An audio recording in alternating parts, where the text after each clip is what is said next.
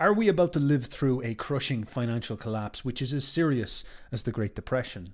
Uberboyo, the prophet of doom, returns. Now, I understand it's important to always keep in mind the eternal maxim that nothing ever happens. And I am tempting fate here by proposing that something may happen. But follow along with me and let's explore the reasoning, the rationale for this thesis that there may be a collapse that transforms the very world we live in forever.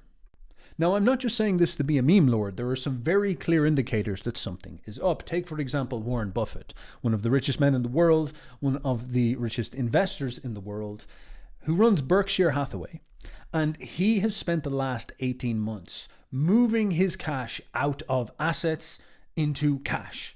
Now, what does this mean? I'm going to speak as if I'm talking to beginners here because a lot of this stuff is above my head and a lot of people might not be financially literate. It's time we got an education. So this presentation is going to be a bit of an education.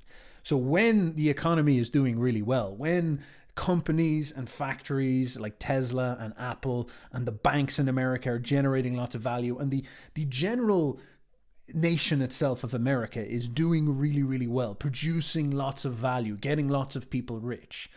When that's going up, you want to have your money, when you make money, you want to throw it into the economy. You want to throw it into stocks. You want to buy into companies. You want to buy Apple stock because as Apple grows, your money will grow with it. You make $1,000, put it into Apple, it grows into $5,000 over 10 years. You want your money in. And this is how Warren made all his cash.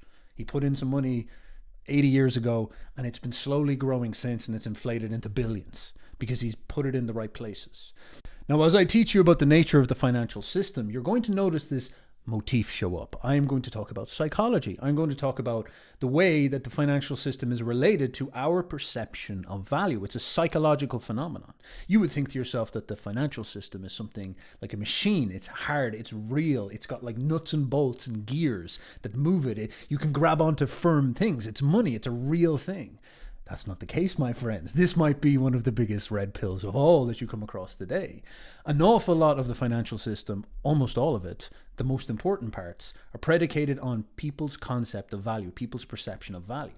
So there can be instances where the machine of the economy, the actual factories and companies, they can be not doing too well. They're not functioning very well. You know, Apple is not outputting that much stuff. The Bank of America, this machine is not outputting that much value.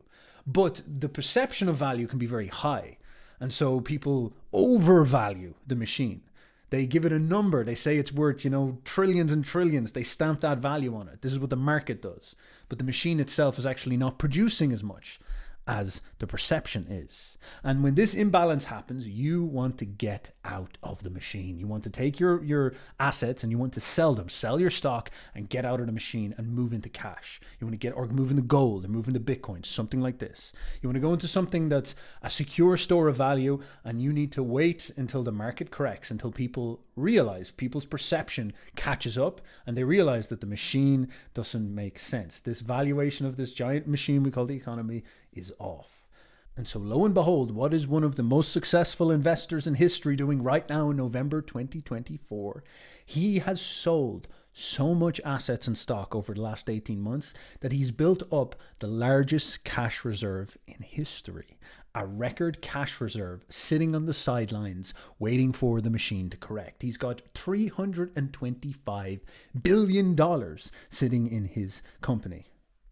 So it's pretty clear that he has lost confidence in the American financial system as it is, and he's standing on the outside getting ready for a correction. But of course, he may be wrong. People are wrong all the time. Warren Buffett is not invincible. He's made plenty of mistakes in his life, and this may be another one. Maybe he's going to miss out on this glorious bull run and be all depressed.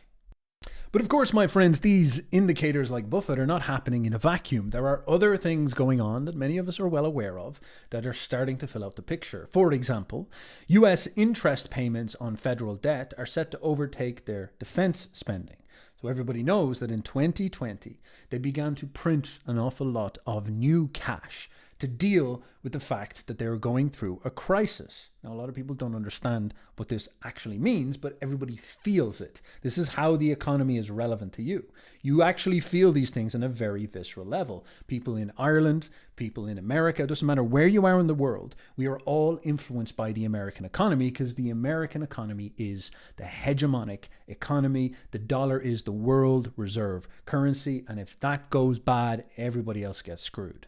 And so in Ireland, all of our food prices have slowly gone up very, very subtly by 20-30% since 2020. Everything's got more expensive. People in America are going in, they're buying eggs, and their eggs are hitting like $20 and stuff. And they're like, what is going on? Something is a little bit off. Now, of course, that has happened because the currency was inflated by 25%. Now, the reason why I brought up this statistic about interest is because when you print money, you can't just create money out of thin air. This is a mistake a lot of people make. People say stuff about the economy. They're like, they're just printing money out of thin air. They're just making the money up. If only it was so simple, my friends. That's not how it works. They do print it out of thin air. But when they print money, what they need to do is create a source of value, or else they can't print money. They break the economy. So what they do is they create promises called bonds. They print money by creating these financial assets, creating these packages that are representative of this new money. So how is this working? So basically, I go in and I need $1 million. Now, it's very much like you taking a mortgage. You go to a bank and you say, hey, bank, give me $1 million and I'll pay you $100K every year for 10 years. That's you taking out a mortgage. You don't get the money. You don't invent, you don't print the money. You don't make the money up. You know, the money is real because you're promising to spend 10 years working that money off. So you're taking your life force and saying, the next 10 years of my labor and life force, I'm going to give to you in exchange for you compressing those 10 years and giving to me right now so I can buy a house. Now, again, you know, you're on Uber Boyo's channel, you're saying, this guy talks about Jung and Nietzsche and psychology, and now he's ranting about the financial system. But don't you understand? Use your mind. The financial system is a psychological system. Go to the next paradigm. Follow with me, my friends. The financial system, say it with me, is a psychological system. A mortgage is a psychological event. It's all based on promises. It's all based on this conception of the future. It's a philosophical event.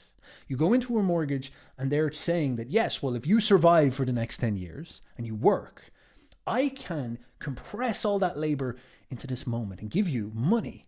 Because what is money? Money is an abstract representation of value. It's a symbol. It's energy. Your 10 years of work, you can compress it all right now and I'll give you $1 million. And then you can go and you can get 10 guys and get them to build a house for you.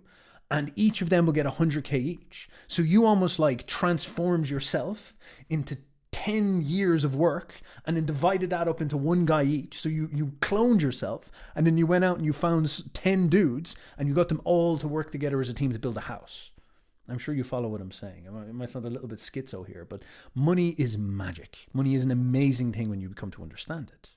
Now, how does this relate to the government? Because the government works the exact same way.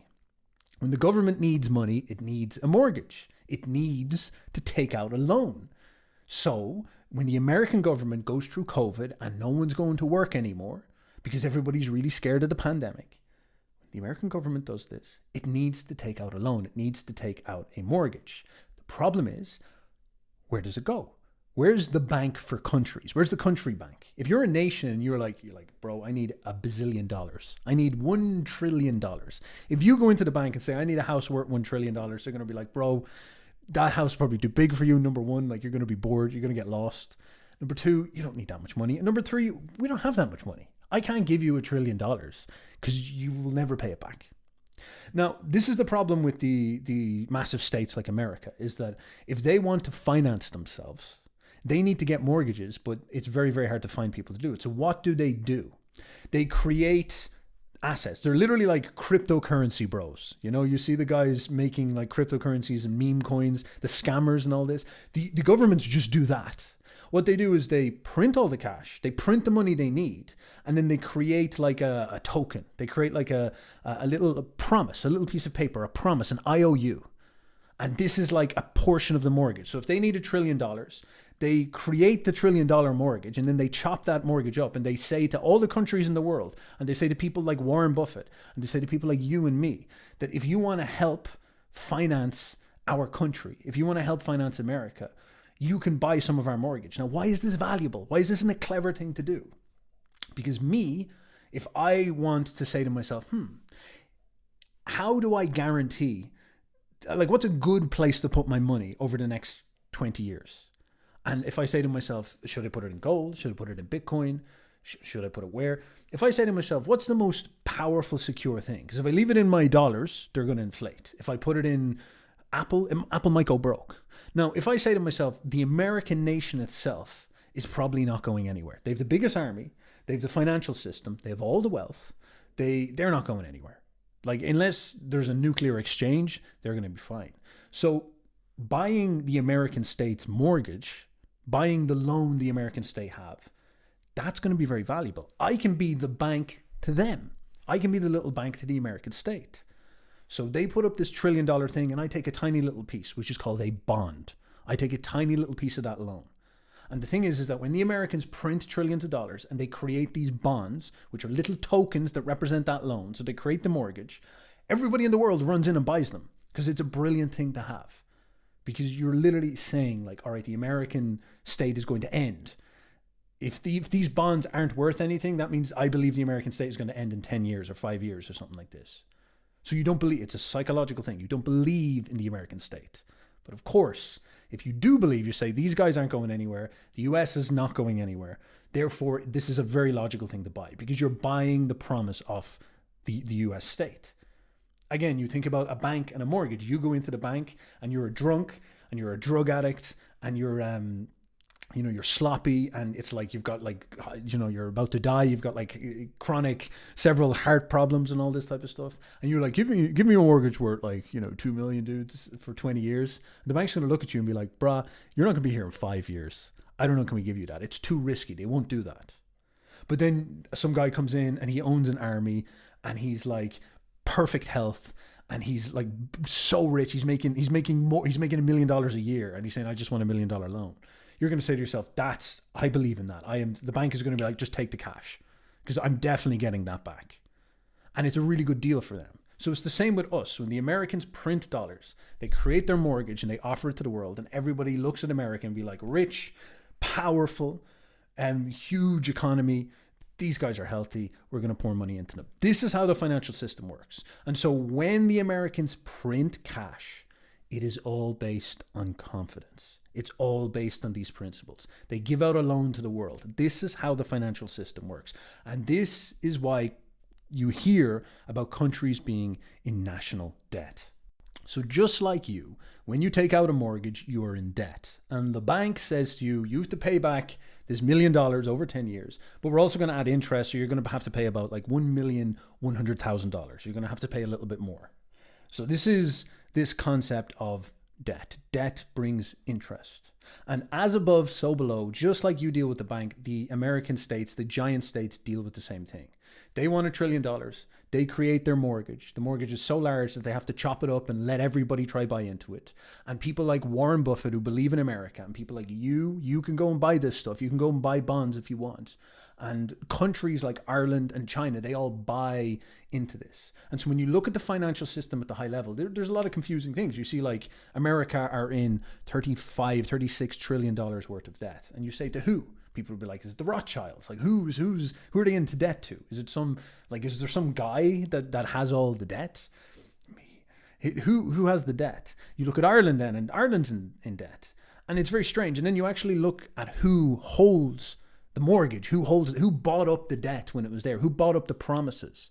And you'll see China, you'll see Berkshire Hathaway, you'll see all these characters, you'll see private portfolios, you'll see BlackRock, you'll see Ireland own some of America's debt, because all these countries buy it off each other, which is quite funny. So during 2020, when they started to print all this, America bought some of Ireland and Europe and England's debt, and England bought some of America and Ireland's debt, and Ireland bought some of England, and China bought elsewhere. So the financial system is actually very interlinked as well. Public, private, nations, everybody is kind of like buying stuff all over the place. And what is really going on is people are buying up promises. So this is where you start to see these simple principles abstracted become very complicated very, very quickly. Now, what this means is that when you begin to study the financial system of a large country like America, you begin to see that they actually take out a lot of mortgages. They're like a dude who just constantly takes out loans, constantly takes out mortgages. So he took out one when he was 20, and then he took out another one when he was 25, and then he took out an even bigger one when he was 28. And he might have built like this huge business that made loads of money. And because it was making so much money, again, he comes across as very rich. He goes into the bank and he says, I want, $500 million. And they see this massive business he's running. And so they give it to him. And then he just keeps on stacking up these mortgages, and he might pay off the oldest one, or he might pay off one like this, or may pay off one like that. But he's constantly taking out more loans. So in some sense, money is not real. Money is just this concept of promises. And the banking system has enough confidence in this really rich guy that they'll keep on giving him money. Maybe he's got friends in the banking system or something like this. So weirdly, he's in like enormous debt. He's in more debt than you could possibly comprehend. But at the same time, he's richer than you are by bazillions. He's so much richer than you are. Why? Because all of this debt is also counteracted against all these companies that he has and all these products that he has. And so you'll meet people like this in your life. They'll be like millionaires, but they will, have 25 houses, and they're renting all these houses out, and all these houses make $5,000. But the thing is that they've got mortgages on every single one of these houses. So all of these houses, their mortgage cost them like $4,000. So this guy's making like 25K a month, but he's paying out to banks like hundreds of thousands a month, and he's in millions of dollars of debt, but he's still richer than most people you'll see because of the way that the economics works. Okay, so do you follow along with this? So again, the financial system, the way money works is it's not hard, it's not real, it's based on promises, it's based on the conception of the future. I'm going to repeat this over and over and over again in this because I think it's actually quite magical that you begin to understand this. You begin to see the way money is magic, the way it is psychological. And the US government is very much like this. Loans have been taken out over history that are still getting paid out today. And why does it work this way? Because the US financial system has a salary. And that salary is the people paying taxes. So the US financial system can say to all its investors across the world, we have 350 million people and they all pay taxes. And this is our tax revenue. And the tax revenue is just like trillions of dollars a year. They harvest in like an enormous amount of money. A shocking amount of cash flows into the US system every single year. And they can use that cash to pay off things. It's like a giant salary. So imagine you walk into a bank and say, I want a loan for $1 trillion. And they'll be like, well, we can't give you that. And it's like, well, what happens if I have a salary of $3 trillion a year? And the bank will think, we could probably afford to give them this type of thing. So the US will have debt that is from the 80s. They have debt. They have mortgages they took out, in the 20s and stuff like this. The British Empire, there's the Irish instincts coming out. The British state as it is now, United Kingdom, they have bonds, they have debt, they have promises floating around in their system still that are from like the Napoleonic era and things like this, and World War I, when they took out debt, when they wanted to finance and fund something, and it's still floating around. It's still not fully paid off. So this is, these systems are these very bizarre, multi-generational, century-long, even longer than that, promises that have held together for a long time. Now, this is very important to understand, because the problem then with a financial system is that, obviously, because it's all based on confidence, you can actually keep taking out loans and you can build up enormous debts. And as long as the American system is able to convince the world and all these people like Berkshire Hathaway and all these people like you and me and China and Ireland, it can convince everybody. It's like, listen, guys, I know we're in $35 trillion worth of debt, but I guarantee you over the next 100 years, we're still going to be top dogs and we're going to be stacking serious amounts of cash. So it's good to buy our debt now. Even though we're in a massive amount of debt, we're still super rich. We've still got a massive army and we're still massively powerful. It's still all in our favor. So again, it's so psychological. It's all confidence and trust and belief, which is very profound when you think about it. So everybody, even though the US system is in a huge amount of debt, everybody is like, yeah, these guys are rock solid. They're going to pay it off. But what happens when things get so crazy that people begin to lose confidence? Now really think about that. Think about the picture I'm painting. How much all of this depends on belief and confidence and trust. You think that money is hard. You think it's built on real machines and it's some type of tangible numerical thing that's real. Numbers have to be real. They're not. It is all based on confidence. It's all based on belief. It's all based on promises. What happens when things get so crazy, people stop believing? Okay? You look at the American state and you see that they are now have mortgages that have to be paid off over the next century or so that are looking to be worth about $200 trillion. $200 trillion. That's an incomprehensibly large amount of money. That's so much money that it doesn't even make sense. It's scary. They have gathered up so much national debt that they are now making more debt than they are generating GDP, so generating productivity and generating taxes. So you can think about like you going for a mortgage and you're making a salary of 2 million a year.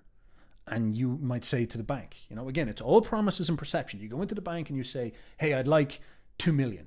And they're like, well, what's your salary? And it's like, oh, well, I make 2 million a year. They're like, no problem. Here you go. Now, what happens if you're like, I want to build a rocket ship, so I need 500 million, you know? You go into the bank and they say, well, what's your salary? This is like America's tax revenue, you know? You go in and like, what's your salary? It's like 2 million. And they're like, we can't really give you that. You know, that's too much. But what if you say, well, I own a company that pays me this salary, but the company is worth like 10 billion. It's a $10 billion company. And since I have this company, why don't we create a loan using this? Because that's clearly a huge amount of money and I've got all the shares in this. And the bank might say, well, we can definitely have a conversation then. So interesting. Okay, you have a big company. So this is like the Americans and GDP. They have their tax revenue, which is like their salary, which is worth a couple of trillion. And then they have their GDP, which is like gross domestic product. So how powerful the American company is and how much money they're generating this way. And so if they can convince the world, it's like, well, look at our American company, this American project, the American nation. It's generating GDP. It's generating a huge amount of value. So again, buy into it. Maybe our taxes are like, you know, we're making taxes, but 200 trillion is an awful lot more than our taxes. What about our GDP, guys? We've got a absolutely banging GDP. But again, the national debt is beginning to outpace GDP. That's not good. That's not good. That's like you having so many mortgages and you go into the bank and be like, hey, I have a company worth 2 billion. Can I have a 2 billion loan? They're like, bro, your debt is already at 4 billion. I don't think we can do this anymore. I don't believe that you can pay this back. So this is bad. The rich guy comes in. He's never had no to him said to him before. And he walks in and he says, look, I want to go to Africa. I want to go to the Middle East. I want to have a fight. There's like dudes out there that I don't like. I want to lay down with them. I want to hire a private military contractor. I want to go out and I want to smash. I'm going to crunch knuckles. And the bankers, and they're like, right, how much? And it's like, it's I need 4 billion. The bankers are like, listen, man, you came in here, everybody got sick in your house and you took out 1 billion. Before that, you had that fight from 20 years ago. And, you know, you've been taking, this isn't going to work. I can't do this. You know, you're in too much debt. And I don't believe you can pay this back anymore. And this fight just seems a little bit too crazy for me. You know, you're starting to go a little bit nuts.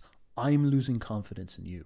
And so this is why I brought up the interest payments, because these types of indicators are very scary. When other people see this stuff in the American system, they're like, those guys are starting to get, the debt's getting the better of them. The loans are spiraling out of control. It's very hard to have confidence in a supernation when you start to see these types of problems. This is a very bad warning sign, and people lose confidence in the American system. And the one I'm talking about is the interest rate, because what is the interest rate?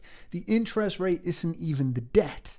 The interest rate is even more crazy. You take out all these mortgages have like, you know, you take out $1 million, you have to pay back 100K extra over the course of 10 years. So you pay out 1,100,000, this type of thing. Now the problem is that they've taken out so much debt that the interest rates, so this means that extra 100 that they have, that 1% rolling each year. So that 1% extra that they have to pay, because they've stacked up so many mortgages, they're now starting to see core parts of their economy get outpaced by the interest. When people pay taxes, something like 40% of it now. So when you, 40% of the taxes people pay goes to the national interest. So when you in America work and they take off 50% of your labor to pay taxes. So you make 200K. They take 50% of that. You live in California. They take 50%. So they take 100K off you. Then they take half of that. So they take 50K and they put that into the pile to pay off the interest just on the debt, not the debt itself, not the promise, just the kind of thing to just keep the debt rolling over, to stop the interest spiraling out of control. And the thing is, so that means that 3 months of your life, 3 months of working in your life goes to paying off interest on loans. That's crazy. That's a little bit insane. All the Americans working 3 months of the year, is their labor, of their energy is sponged up into this. That's insane.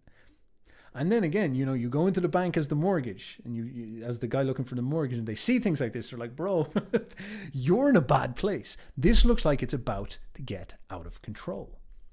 Your army is now cheaper than the interest on your debt. Your debt is literally unmanageable. It's enormous. It's frightening. And the problem here is that if people start to lose confidence, the Americans are fucked. Because what can they do? They're in so much trouble. Because if people start to see these things, they don't want to put money back into the system, and then all of this interest just crazily spirals. It just goes crazy. Because if you lose confidence, you lose confidence in the American system. It's like a house of cards. It all begins to implode. Now, again, a critical thing to understand is how related debt is to crises, because when your nation goes through something like a war or a financial crash or something like this, the response to this is usually to take out loans, to create stimulation, to perpetuate the party, to keep everything rocking and rolling, to keep the machine going, to make sure that everything works. So you take out a loan in order to get through a crisis, because winning makes sense. Now, again, think of the psychology of money here. This radically transforms your comprehension of world history when you really grip this. Actually, England is probably the best example of this, because the British were paying off debt for the Napoleonic Wars for centuries after they had it. They were like, you know, there's still bonds floating around the 70s from the Napoleonic War. There were still mortgaged pieces of a mortgage floating around.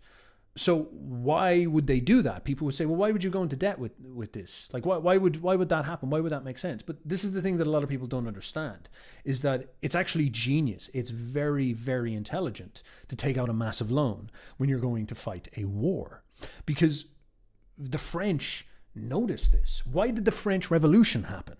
The French Revolution happened because the French buried a load of money into the American Civil War, because the French were trying to troll the English. The French wanted the English to lose America because that's good for the French. The French don't want England to be powerful. So they're burying money into the Americans and being like 70-76, Alex Jones running around shooting people, and you know, they're burying the cash-ins. Have your Civil War. Have your Civil War. And the French actually go a bit broke because of that. And so England fight back by, you know, probably sending in agents. There was someone, I think there was a foreign agent in the English institutions that went in and was like stoking this sort of like, why is everybody poor? The king, the monarch here, Louis, is a little bit of a cowboy. You're all poor, and he's eating good, you know, he's eating big. And so there was a financial crunch, chaos, the peasants rise up, French Revolution, Napoleon, all this type of stuff. Now, what did this lead to then? This led to a revolutionary crisis, which led to this competition between two grand forces. Now, do you remember my last video talking about the world order? Who is the leader of the world? Spain leads the world, and what do? They assert their currency as the dominant one, or more specifically, Holland, who really started this, asserted their currency as the world hegemonic currency that everything settles capitalism in. Then the British pound was the other one. So if you're the leader of the world, if you're the biggest dog in the world, like America is now, it's a very advantageous position to be in, because everybody needs to buy into your financial system. And you can do crazy stuff, and everybody in your country gets disgustingly rich. It's a good place to be, at the very tippity top. So it makes sense. Again, think about this. Use your brain. Think about this. It makes sense for you to take out a disgustingly large mortgage as a country to make sure that you end up as world hegemon. That makes sense. When a crisis like a war comes, it's worth taking the risk. So this is what happens with Napoleon. Napoleon shows up, and the British are like, literally, like, we will digest 100 years, 200 years of British labor, of British salaries, of British taxes, the labor of millions of English people that they pay in taxes. For 100 years, we will compress all of this, just like you getting the house, but on like an enormous scale. We will compress all of this, and we will take it out as a loan right now. So we're going to create a mortgage right now worth like, billions, millions back then, which would have been a lot of money, and we're going to let you all buy into this so we can create, it's almost like this supercharged piece of energy. So again, think of how magical and psychological this is. They compress the energetic potential of the future. They squeeze it all up into a massive, massive pile of like energetic cash. And then they release all that energy because they can go and they can pay hundreds of people to build a ship, and pay hundreds of people to join a legion, and then go out and pay hundreds of people in some maybe foreign legionary or something like this to do something they want. So they can compress all that energy and use it immediately, use it straight away. So all that time gets compressed right now, and everybody can, reform and engage in these projects. And this allows them to fight a war. Now, why does this make sense? Because the British fight against Napoleon and they defeat him, and they become world hegemon. And the pound becomes the settling layer for the next 100 years. And during the Victorian age of the 1800s, in the aftermath of Napoleon, the Brits dominate. They become the top dogs. They rule 25% of the world. They become the largest empire in history. And they achieve incredible power and incredible wealth. And yes, they're paying off all this debt, but the wealth that they experience and go through is just disgusting. Incredible. And then because of that position of them ruling with the pound, the confidence in their country is enormous. And because they have this huge navy, everybody believes in them. And so this debt is not really that much of a problem. So a crisis leads to printing, which leads to the creation of these mortgages. But if you win, it's worth it. So always win. Because if you win, people will believe. People will buy into your system. They'll be forced to. If you didn't buy into the British pound system, they'd show up with a load of boats and they're like, we're going to blow up your cities. So you're going to pay in or you're going to die. This is what happens with like Hong Kong and things like this. They have this little evil outpost on the fringes of China, and they bully the Chinese using this type of thing. So this makes sense. It makes sense to go into debt. The problem is that it stacks. It's like that rich guy. It stacks and it cascades. And so each crisis comes along, and you see this. World War I, the US financial system, they take out a lot of debt to fight in World War I, to fund, they even do crazy stuff like they take out debt so they have money so they can give it to the countries. They give like loans. World War II, a famous one was with the Russians. So the Americans knew that the Germans were their big competitor. So they took out a load of cash and then they gave it to the Russians to make sure that the Russians wear down the Germans, so that then they could take over Germany. Crazy stuff like this going on. But the thing is that, the Americans come out of World War I, World War II as hegemons, and they have a load of debt, but they can pay it off. They manage to whittle it down over time because they're in such a privileged position. So this is the idea behind fiat. People say stuff like, fiat's evil, fiat's wrong. People don't understand how this works. Fiat does work when you're top dog. Fiat does work when you've got a lot of muscle mass. Fiat works when you win. So, like you see rich guys, they build these huge empires. You say, what do you mean you're in $100 million worth of debt? But it's like, listen, I've got 7,000 houses around the country and my portfolio is worth $1 billion. So yeah, I'm in a huge amount of debt. Yeah, it's crazy, but I'm still winning. I still win. So there's ways that this stuff can win. It's massive risk. It's betting with the future. It's fundamentally magic. The problem is when it gets out of control. And the American system was handsome. Ever since World War II, they set up the Bretton Woods system, and the American national debt is rocking and rolling very well until 2008, the Great Recession. I'm sure you've heard about this. You see, the major problem with a fiat system, a financial system, is that people who get involved with it always are trying to figure out a way that they can play and they can trick. If you have a very responsible banking system and a very responsible military who understand how serious these stakes are, and they don't screw around at this thing, and they don't fill it chock it full of crap, it can work really well. When the British are creating a logical mortgage-based loan, and it's backed by the military strength and the promises that they're going to win a war and create world hegemony. Yes, they will go into massive debt, but this debt will be manageable and they'll be able to pay it off. It all kind of makes sense. Now, the problem comes when you start to get people who start to do trickery. They start to do screwing around. They start to do financialization. People would have traditionally called this usury. They're playing around and creating like fake value. And of course, the American system wins World War II, and things are going pretty happy. Things are going pretty well. But around about the 1970s, they begin getting into trickery. And you see this thing where the American system begins to financialize. You see an expansion in finance jobs. And you see an expansion in people getting involved in jobs that don't create anything.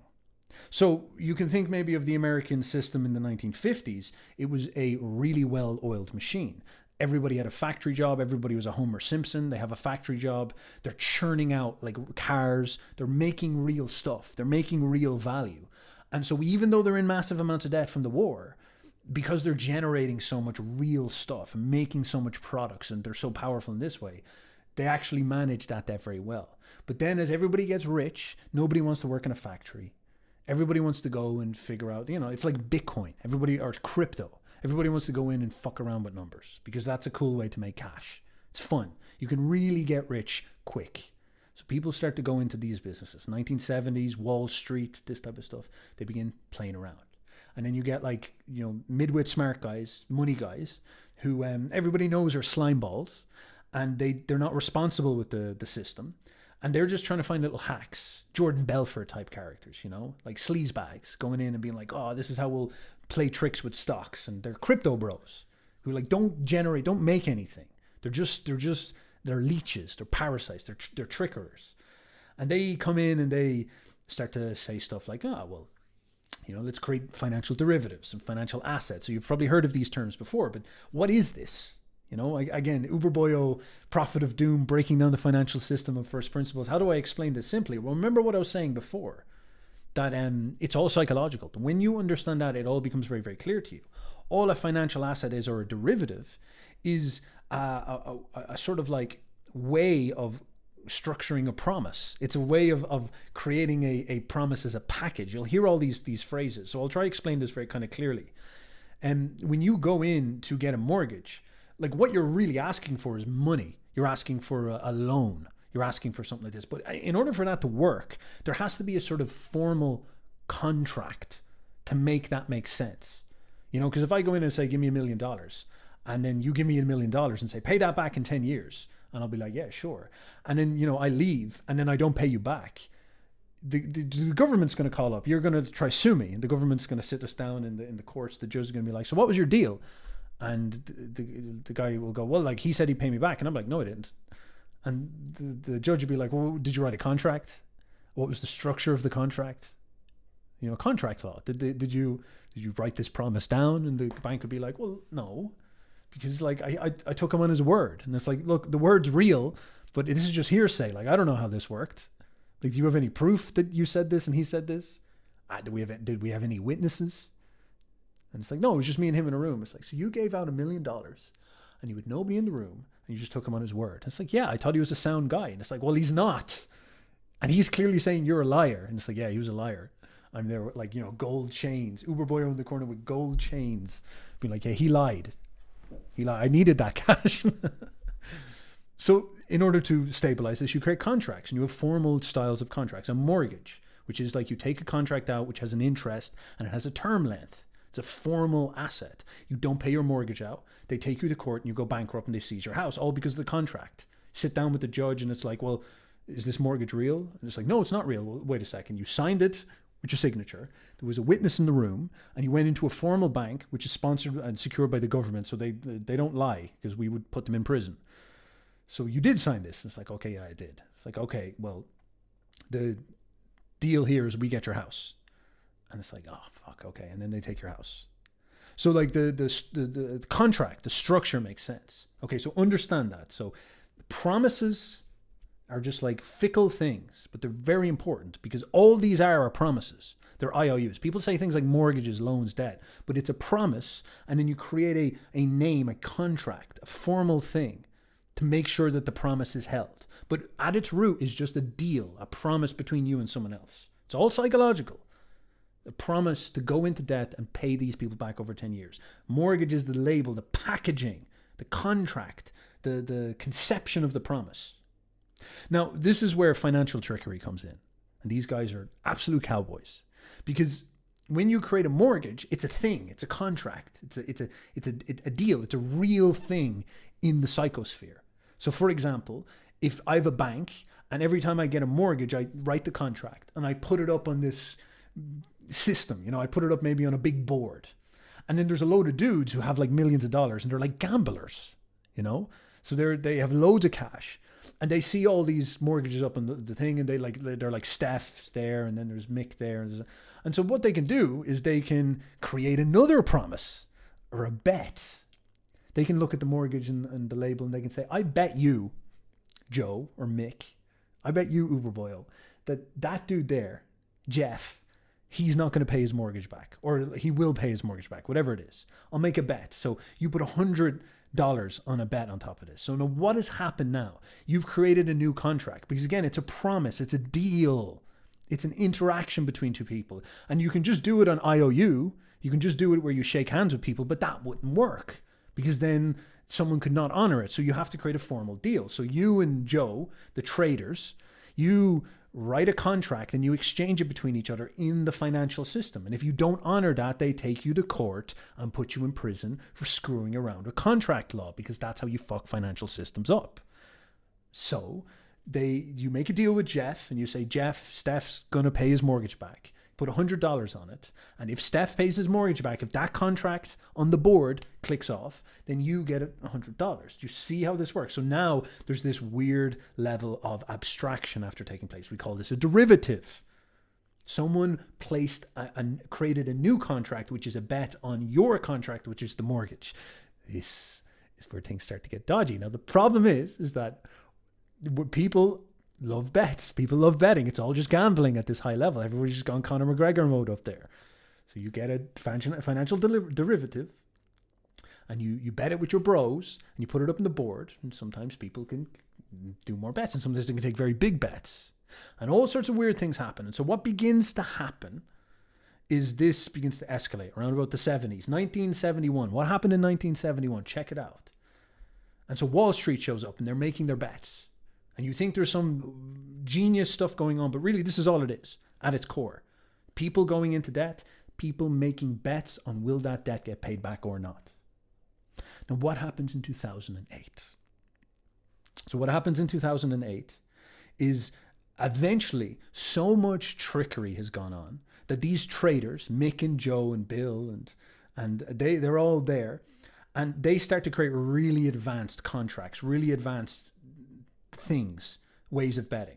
So for example, they don't say, Mick, I bet you that Steph will pay back his mortgage. They'll say like, all right, see Steph's mortgage and Joe's mortgage and Mick's mortgage and Charlene's mortgage. Those four mortgages together, I bet you that all of them will pay it back. So this is a higher risk bet. It's like going into a sports team and saying like, Manchester United and Chelsea and Liverpool are all going to win. It's a more complicated bet. You can charge more money for it.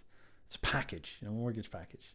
So stuff like this begins to happen. People start to make more elaborate stuff. This is what goes on. And, these guys will make serious cash because of this. Now, the problem is that they started to get really finicky and really trickery. So there'd be like this thing where everybody's building these houses. All these mortgages are getting given out. The banks are just throwing mortgages out to people.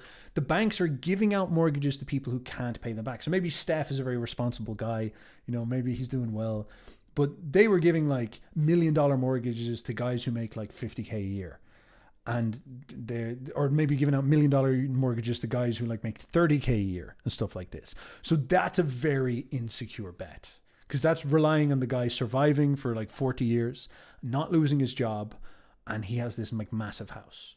Okay. So the banks are starting to do this, starting to get everybody in the financial system. They create these mortgages, and then because these new mortgages come up, more people can bet on them. So more money is getting generated. So the derivative market begins to swell. So this is where you start to hear stuff like the derivative market is 10 times bigger than the actual market, because that's often a thing. Why? Because you can bet so much on the fundamental asset that it can become huge. This starts to get crazy, you know? So we have these massive derivative markets, and all the bankers are obviously involved in this, and they're talking to their trader friends, and they themselves are traders, because you can, you know, do this stuff with portfolios and private. And so they start to give out more loans because they want more assets to bet upon.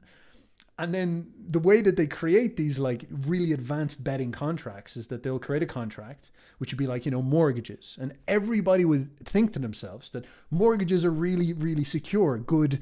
They're really good bets, because who doesn't pay back their mortgage? It's very unlikely not to pay back your mortgage, because the police will come and take assets off you and stuff like this. So these bets, people like them. But the thing is that financial trickery guys, look at The Big Short. They will go and they will get like the guy making $30K a year with $1 million mortgage, which is a stupid shit mortgage, a crazy mortgage to give out.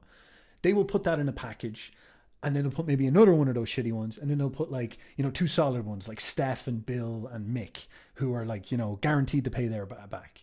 And they'll put it all as this like secure mortgage thing. So like half of it is junk, but half of it is good, but it's put in a little contract, you know, a betting contract, a derivative, that says that it's a solid mortgage. And this starts to happen at scale. And so everybody's involved with this. Everybody's building up this crap in, you know, 1999, 2000, running up, this type of stuff. And it becomes silly season. I remember my teachers in school used to tell me about this. You know, I had a teacher in school, he was my Irish teacher, and he was explaining to us one day that he went into the bank and he was looking for a mortgage for the house. He's a teacher, makes maybe 40K, 50K a year, something like this. And he was looking for a mortgage for a house. And the bank literally tried to give him like an 800,000 euro mortgage. And he was like, bro, I don't think I should have this. Like, could we have a smaller mortgage? So remember what I was saying earlier, like the original version of this was you go into a bank and ask for cash, and they're really reluctant to give it to you. They need proper security. This is like the opposite, where the banks are like, take this large amount of money. And they're like, I don't think I'm secure enough to take that large amount of money. They're like, just take the money. Take the money. This is how the financial system works. And it's all based on belief. They all believe that number goes up forever. They all believe that everybody's going to build houses forever. The way the momentum of the world had been going for about 50 years at this point is that like it's been just constant winning since 1945. The American system just looks way too strong. And so there's this huge betting market. Everybody's making just stacks of cash as a consequence. And so they're really willing to throw money out. They're really willing to throw money. They believe money is this limitless resource that they can just give out to anybody. And so the teacher goes in making 50K, and they're like, just take this fucking $1 million mortgage, man. Just slap it on his face and push it on him. And he's like, I don't know if I want this. It's like, shut up.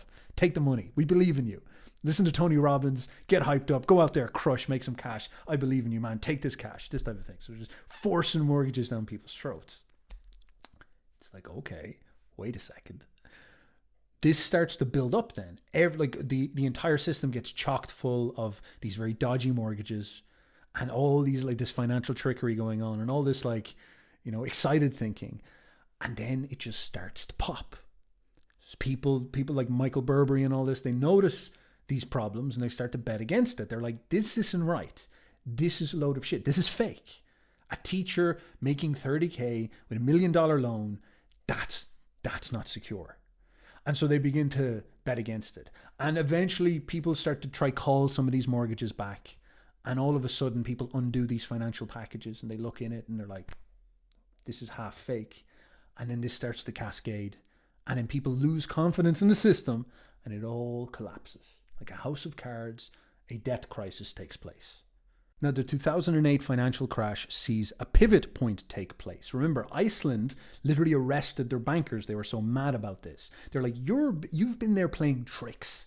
You don't play tricks with our money, you know? Everybody in Ireland goes broke. Houses that were worth like 500,000 drop down to like 100,000. So they just get gutted. People get destroyed. People who have like banks and stuff like this, they get wrecked. It is brutal what takes place. Now you might say to yourself, Steph, why are we talking about 2008? Like what's going on here? But you have to understand all of this is connected.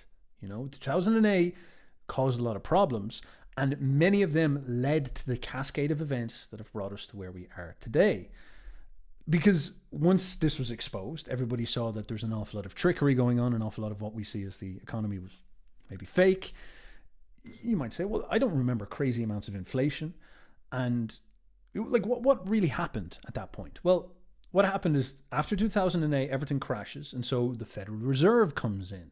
And the Federal Reserve, their job, the financial institutions, their job is to try their best to stabilize this, try their best to hold everything together. So if you hear things about interest rates and quantitative easing and things like this, you'll hear these terms. These are basically like little tricks, little levers that the government tries to pull to create stability. Because again, this whole thing is built upon trust, stability, and confidence. So if the Federal Reserve can come in and they can slow down hyperinflation and make people believe that the economy is going to hold together, if they can do stuff like that, people will buy back into it and they'll put their labor and their energy back into it, and that can usually keep it running over. And so again, it's like the war thing where you can be in a large amount of debt, but as long as you're generating stuff, you're actually okay. So the thinking after 2008 is like, yeah, okay, right, maybe we fucked up a little bit. Maybe, but there's going to be a brutal recession. It's going to be a bit tough, but a recession's not as bad as a depression. People will be broke for a while, but it's not going to be crazy. It's not going to be like the depression where people have to turn to prostitution, people start to commit suicide. It's not going to be that bad. Okay, it's going to suck, but it's not going to be that bad. So the idea is like, all right, we can print some money, and then we can, hold interest rates artificially low. So what does this mean? Remember the interest thing. If I'm charging you $1 million, but I say like you have to pay me back a 200% interest rate, so in 10 years you pay me back $2 million, you're like, that's steep. That's a big interest rate. It's a high interest rate. But if I say to you, like in Switzerland, I'll give you $1 million and you're going to pay me $1 million 10,000, so it's a 1% interest rate. You're like, that's class. That's like basically free money, So you're definitely going to take that. So after 2008. The Federal Reserve really hold down interest rates. Why? Because they want people to go in and keep taking mortgages. They want people to keep buying into the system. So they're like, everything's screwed up. We're going to hold everything together to get life going. So again, it's all confidence and it's all energy. It's very fascinating, very, very magical when you see it. Their whole process is they want to keep energy flowing. They want to keep money moving. They want to keep people. They want to keep people making promises with the institutions, going in and being like, "Give me cash, I will give you labor in exchange. I'll give labor to the tax base." They want that to happen, so they try to trick things. They try to push interest rates down to keep everything cheap and money flowing. But the problem is that as they're doing that, they're getting energy and money and investment in the system again, but it doesn't solve the underlying problems, which is crazy amounts of trickery and an awful lot of silliness going on. Now, the reason why I say all this about 2008 and the fact that it kind of rolled on and extended is because the crash in 2020 was actually kind of related to this. The thesis here, this is a bit paranoid, but the thesis here is that the economy was destroyed in 2008 because there was so much fakeness in it. And since then, there's been this attempt to try, put a bandage over a broken bone and just get the thing moving as best as they can. Make sure the economy still rolls forward, and hopefully they'll try like outwit the crisis, But the inherent underlying nonsense of usury, because so much of the economy since 1970s has been built on this trickery, it's inherently has to really come crashing down at some point.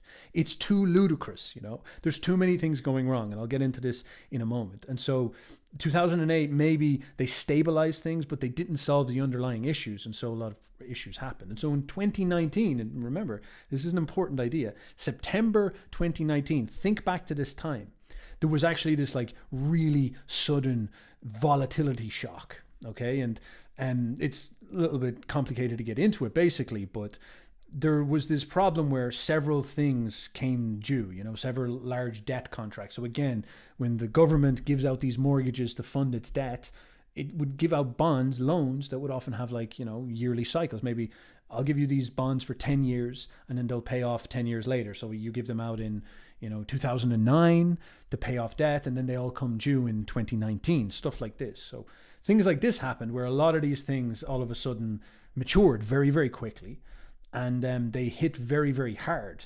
very, very fast. Like, $120 billion over 2 business days. came out of the banking system to pay off loans and mortgages that were like all put up. So all of this stuff has like these giant promises that are rolling over the decades. And sometimes the financial system just gets shocked because like large amounts of them will just crash all at once.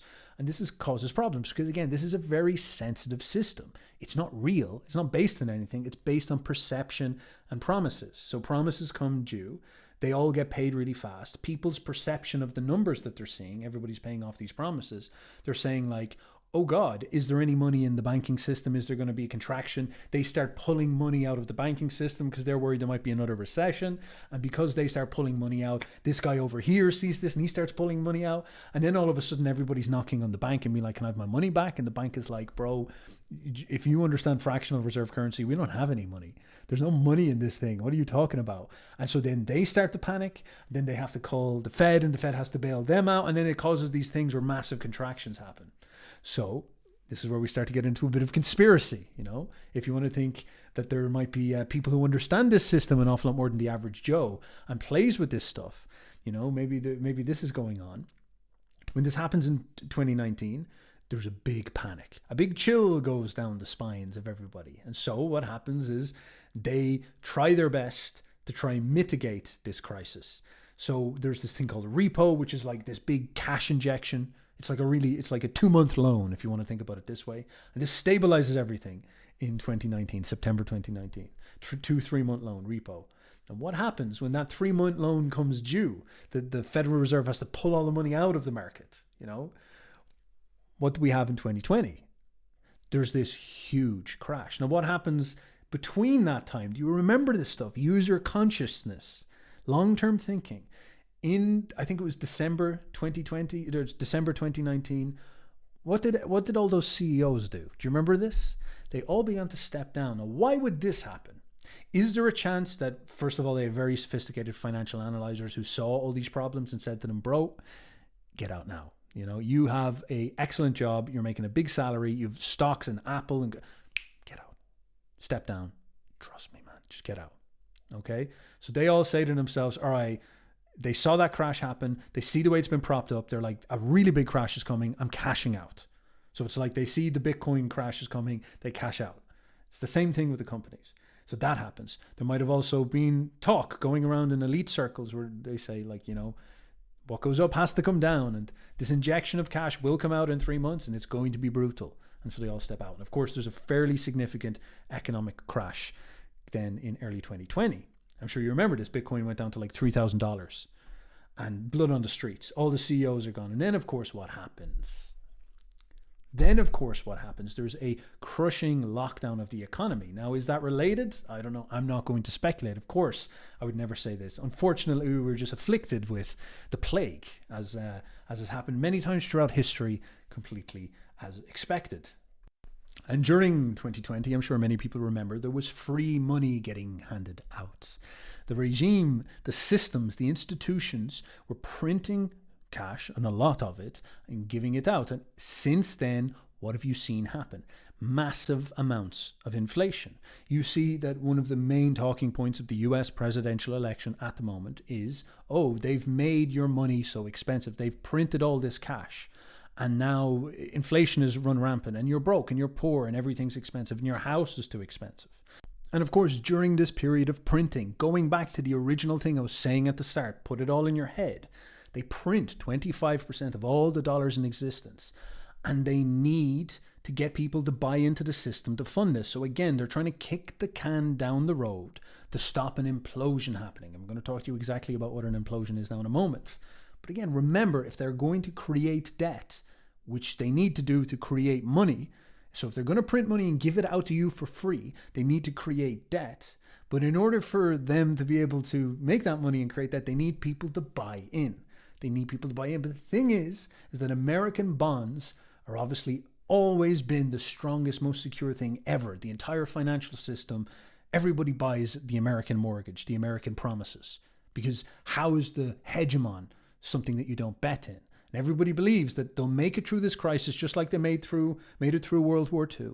They'll make it through this crazy crisis, and it'll take a while, and then we'll have a golden age again. That's the promise. That's the idea.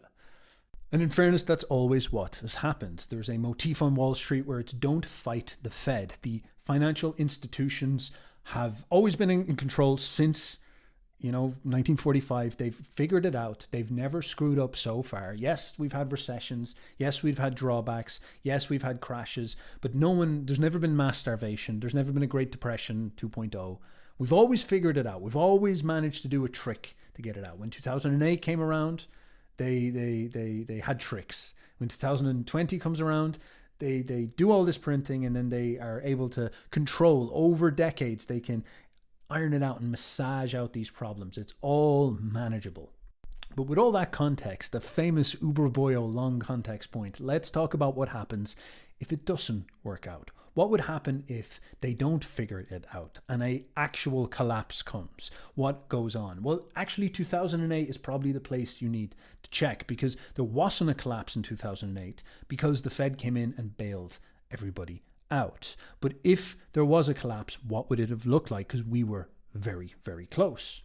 So this is a gentleman who writes the blog that I'm reading at the moment that is articulating a lot of this. So this is the idea of how a collapse happens. What happens when the financial system ceases to function?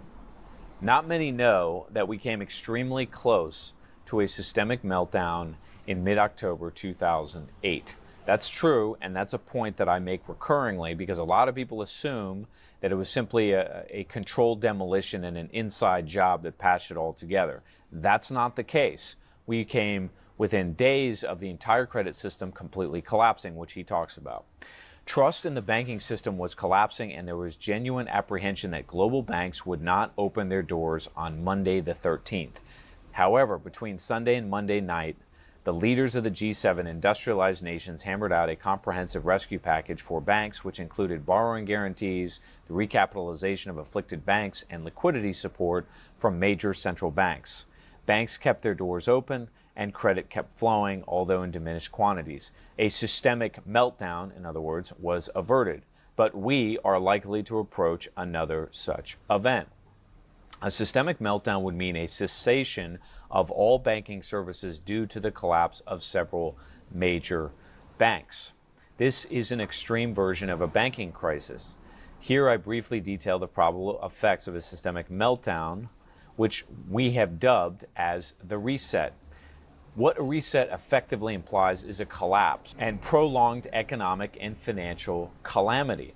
A widespread banking crisis leading into a systemic meltdown will spread mistrust throughout the financial markets, as well as restricting liquidity as banks pull credit lines from both corporations and market participants, leading to widespread margin calls. So basically, in such an environment, when trust collapses, and trust is the operant word in this case, it doesn't really matter what steps the central bank takes, just like it doesn't matter when an executive makes a public speech and says, look, our capital levels are strong, we are in a state of solvency, there's nothing to be worried about. Peter writes, should I be worried about Bear Stearns in terms of liquidity and get my money out of there? No, no, no. Bear Stearns is fine. More often than not, when that occurs, it means that you're close to the end and that bank is bankrupt. In a very similar sense, central banks, governments, once they lose the trust of the public, can experience in exactly the same thing. So do you understand what Mr. McGregor here is getting on about? Like, do you see the way the word trust keeps on coming up? What am I constantly saying? I'm repeating this motif, probably to the point where it's like, annoying you. I'm saying, like Cameron McGregor here is saying, trust is the operant word. It's a psychological event. And it's all belief. It's all magic. It's all the magic of the mind. And when we stop believing and we lose confidence, the whole thing starts to get very shoddy, because so much of the financial system is confidence. So much of it is these types of things. And so the financial system in 2008, people lost confidence in it, and a cascade happened, but they caught it. So they had run the system and a cascade began, and they're like, oh, fuck. And they're like panicking. They're like, no. So they jump in and they make all these promises. They make more promises. Do you understand how it works. They come in and they say, all right, we promise that we'll keep interest rates low. We could promise that we'll make borrowing easy. They bail out the bankers. Again, Iceland arrested their bankers. They were so angry. Ireland, for example, went into debt for them. They bail out the bankers. They have these like financial guys come in from these big funds like the IMF or something like this. These things I don't understand fully. And they say to the Irish bankers and the Irish financial system, you know, they do this all across the world, and they say, listen, we'll give you a loan, you know, and then the people will pay this off over like a century. This will stabilize things. Because the gold standard in such a financial system is stability. Stability is everything. So you can take enormous debts if stability is guaranteed. Stability is everything, but stability hinges on belief. So when people lose confidence, they will do anything. They will do anything to stabilize confidence. And that makes sense. You know, this is why the hegemon with the armies invokes so much power, because you're confident that these guys are going to beat up anybody. You know, the British, who's going to screw with the British? But the second the British lose a war, confidence drops. Everybody starts to doubt. The pound starts to lose its power. It's all belief and confidence. But what is a real confidence cascade like? What happens when people start to believe that the financial system can no longer fulfill its promises? Well, this is where you get a Great Depression. This is where a serious contraction happens, because since so much of it is built on promises, and since an awful lot of it especially is built on like abstractions, and it's built on bets and things like this, and an awful lot of the money being generated is being generated in these promises, if that all collapses, it has to fall down back to what is real, you know, back to what is the actual functional economy. And not many things like these promises fall apart, because if a bank falls apart, if it collapses, then your mortgage collapses. And all these types of issues begin to kick into gear that are very, very serious. So, for example, how would a bank collapse? Well, the banks give out all these mortgages and they give out all this money, and then say everybody starts to come to the bank all at once, because everybody loses confidence all at once because something big happens, like the big financial shock. Everybody comes to the bank and says, I want to take I put my life savings in your bank, you know, could I have that back, please? And they can do that for 10 people. 20 people are a little bit worried, and 30 people, they're like, we literally just don't have that type of cash anymore. You know, this is a big problem, because then they go bankrupt.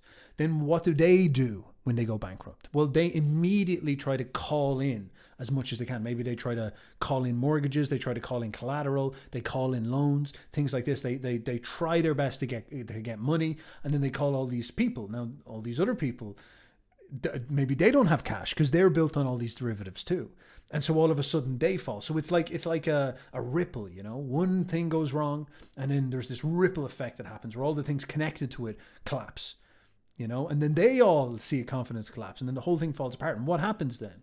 Well, people who have these stacks of mortgages, the guy who has 20 mortgages renting out houses on Airbnb, who's making like $1 million a year, but he's in like $3 million of debt or something like this, all of a sudden he gets destroyed because all these mortgages implode and all of his debt gets called, these types of things. All the people doing the derivative trading, who have these massive portfolios, who have these huge mortgages and these big expensive houses. So think of a guy like he's a trader. He's got $10 million that he's moving around and all this, and he gets margin called. Everybody calls bullshit on his bets that he's betting on all the mortgages, and all of a sudden he goes broke. And then people, you know, the bank is saying like, we need to pay everybody with your mortgage. You know, you're paying us $1 million a year in a mortgage. And why are you not paying us? It's like, well, I've gone broke. I've gone bankrupt. I can't afford to pay my mortgage back for my massive New York apartment anymore. And then the bank is like, bro, we need that money. And it's like, bro, I literally don't have it. You know, I don't have that type of cash. So the bank gets restricted because these guys get restricted. So the bank repossesses this house off this guy. And then they try to sell the house, but nobody has any cash anymore. Nobody can give out mortgages anymore. So they can't sell the house. So they have a house, but the house in New York is worth 10 million, but nobody can buy it anymore. So what do the bank have to do? In a moment of desperation, they need cash. They begin to drop the price of the house. So it's a 10 million premier apartment. All of a sudden, it's an 8 million one. A month later, maybe a week later, it's a 4 million one. There's this massive rapid cascade.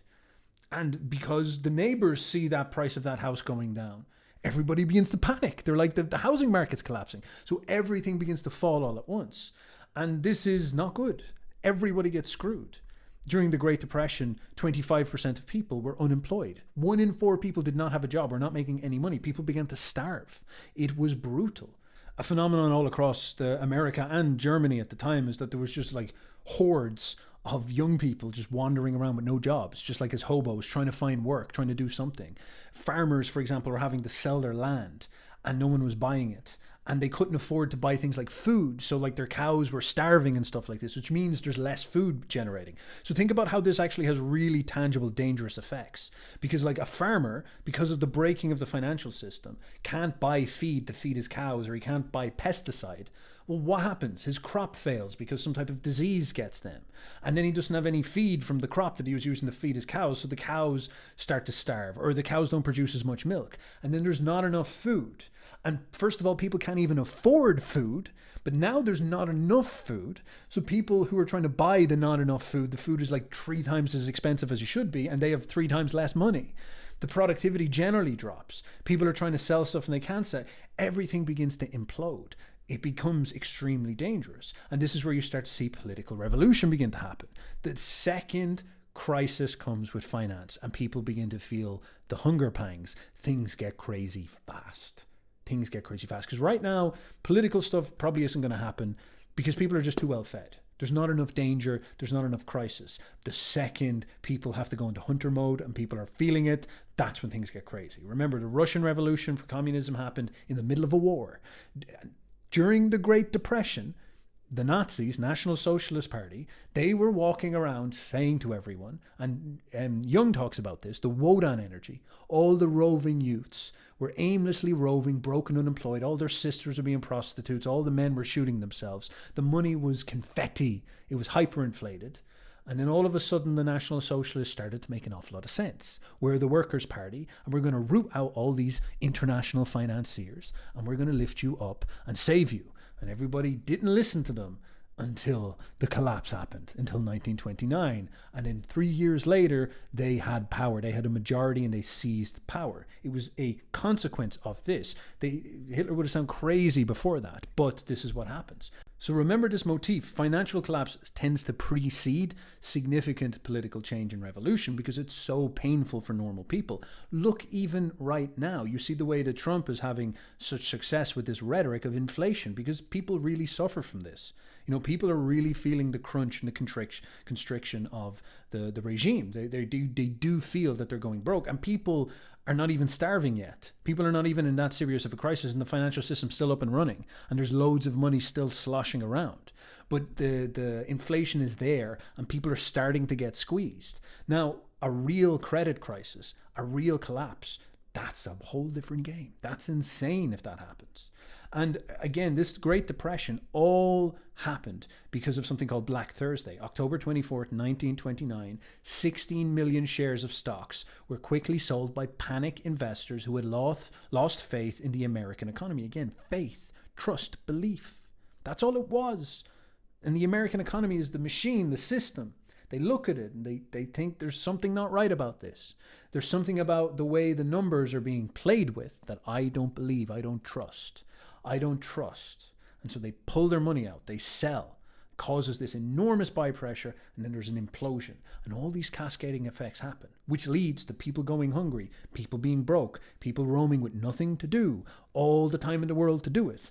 And then people start to get angry. Look at the Icelanders arresting the bankers. Now think about that. If all of the Western countries really started to say to themselves, these bankers are screwing us up. They're playing games with our lives. They're destroying us. Let me once again mention the French Revolution. There's this financial crunch because of problems with funding in the French government. The monarchy, at the end of this cascade of crisis, is pulled out and beheaded. There is a massive revolution setting up a new Enlightenment liberal political order, which establishes the modern political system of having a left-wing representative of the nation and the enlightened left, and nationalism versus the right wing, which is traditionalism, Christianity, and monarchy. It all comes from there. And this crazy crisis leads to like blood in the streets, people getting murdered. And then after that rises up the strong man in Napoleon to come and try clean everything up and create order. So from a crunch, from a crisis, which seems like this very abstract, strange thing, from a financial system crunch, we have this cascade of events that leads to Napoleon nearly conquering the civilized world, nearly conquering all of Europe and creating a Napoleonic imperium, and the rise then of the British as hegemons over the entire world. These things are not small, they are big deals. Now, are we really about to go through something as hardcore as that? Well, it looks like we might be there. Take, for example, this little indicator. Net savings as a percentage of gross national income is about to go negative and stay negative for the first time since 1929. So net savings is how much money you're actually making. So you're making 100K a year, but if you're spending 120K a year, you're not saving money. If you're making 100K a year and spending 80K a year, you're saving $20,000. So, generally speaking, you want to be able to save. You want to be making so much cash and having a little bit left over for yourself. That's a pretty good place to be. That's a good sign of health. But the problem is that when your income collapses or inflation outpaces your income, whatever it is, you can't save. And that's a very bad sign, because that's the feeling of poverty. That's the feeling of fear. That's the feeling of like, okay, this is not good. And between 1929 and 1932, the national income of the US fell by 50%. So if you're making 100K, that dropped down to 50K. Now that would suck, especially if you have a mortgage. You have a mortgage on a car. You have credit card debt. You have student loans. And what does all of the American system have? All of these things in abundance. Everybody's in debt. Everybody's living paycheck to paycheck. Now, if that paycheck cuts in half and they're all in debt, what happens? You have something like 2020 where there's this huge collapse and everybody has to get stimulus, so they need to print more money. But that doesn't work anymore. That trick has been done. That's a one-trick pony. Everything implodes. What happens there? Business savings went net negative in 1930 and stayed negative until 1935. People spent more than they made. You couldn't hold money. You lost money. That's a very scary position to be. And we again massage this idea in if we look at the concept of the world system, because the world system is predicated on trust. It's all trust and belief. And the reason why we've had such a stable 70 years is because everyone's basically believed in, with confidence, that the Americans knew what they're doing. And even so much that when communism ended and Russia opened up to the world, they'd wanted to try join in with the West and become part of the Western system, because capitalism clearly was generating all this wealth and getting all the food in the shops and stuff like this. People believed. People really, really believed. The problem we're seeing right now is that people there don't believe anymore. Russia and all them don't necessarily want to be a part of this system anymore. China don't want to be a part of this system anymore. These other countries are starting to move away. You've probably heard of the term BRICS. Brazil, Russia, India, China, somewhere else. I can't remember the other one. That's bad. Whatever country that is, I am sorry. Saudi Arabia, maybe, something like this. I'm sorry. Please, if it's Sudan, I apologize. This type of thing. Switzerland, fuck you. Like, whatever. All right, love you, Switzerland, as well. Not trying to make enemies here with countries. That's probably a bad idea. So this Avengers Dream Team are opposing the US dollar system because they feel that them participating in it leads to them getting screwed. That's a really bad feeling. It's a really bad feeling. It's not good for the system. Because, again, it's all built on faith and confidence.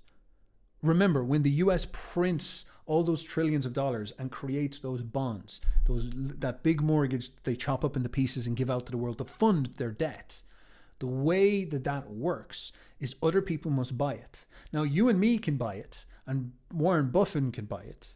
But like you and me, well, we don't have that much cash. Warren Buffett, you think, has a lot of cash, but he doesn't have as much as China. China can buy a lot. China can buy bazillions. They can stack serious cash. Why? Because Warren Buffett is 90 years and then he's done. He's out. Well, actually, no, he's older than 90 years old. But you know what I mean? Warren Buffett only has so much of a ticker inside of him. China can propagate a financial system for 400 years, for 500 years. It can make promises that stretch centuries. And so when China buys stuff, it can deal with just enormous spans of time. And so it can therefore deal with enormous quantities of money. Some of the biggest banks in the world are Chinese, for example. Now, the thing is that the Chinese need to be incentivized to buy it. Because the Americans, obviously the Americans could show up with an army, but you don't want to escalate to war. Actually, in fact, The reason why wars probably happen is due to things like this. When the financial system breaks down and trust breaks down, the Leviathan breaks down, the way that people deal with these problems in the abstract breaks down, and so the only alternate is to fight this type of thing. This is always why wars is a sign that things have hit the fan. But the Chinese would buy in because it's in their interest. This is how the financial system works in some sense. It's basically about sort of incentivizing people. So the Chinese, in this modern world system where the dollar is the reserve currency, they're massively incentivized to try buy into the financial system of the US because the dollar is so valuable. Look at Milei in Argentina. Argentina goes through this like long socialist history and they destroy the country and everybody's broke and poor and the currency hyperinflates. The peso is hyperinflated like 10 times, 10x in the last 10 years or something like this. It's just useless. So Milei gets in and he says, we're going to use the dollar as a settlement currency because it's stable, because it's secure, because people believe in dollars. And you go to Argentina, if you want to buy a house, you can't buy it in pesos because if they value a house at 1 million pesos, the next week it might be worth 1.5 million. You can't do business that way. It's too insecure. So what do? They sell their things in dollars. And so that's the kind of the stabilizing thing. That's the stronger financial system. And their local financial system is just this kind of thing that oscillates up and down. It's a really big problem. It's a very unstable country as a consequence. And so the dollar is secure. The dollar is powerful. People buy into it. It's valuable. It brings confidence. And then US debt is very valuable. US debt is more valuable than gold. Why? Because it brings confidence. It's all psychological. It's all about security. Again, money is a psychological system and a psychological event. It's about what you believe. Gold has no value. You can't eat gold. You can't eat Bitcoin. You can't eat dollar paper. It's an abstraction. You only believe. You only treat it with confidence because you believe. Confidence is based on your beliefs. And so in this financial system we are in right now, or shall we say maybe 20 years ago, the US government saying to you, I will give you a bond, I'll give you a loan, I'll give you a promise. That's worth more than gold. That's worth more than gold. Because that's a financial contract that is supported by the most powerful country in the world with the highest income from its economy, with a giant army to make sure that it stays at the top of the world, with some of the best financial minds in the world playing around to make sure it's stable.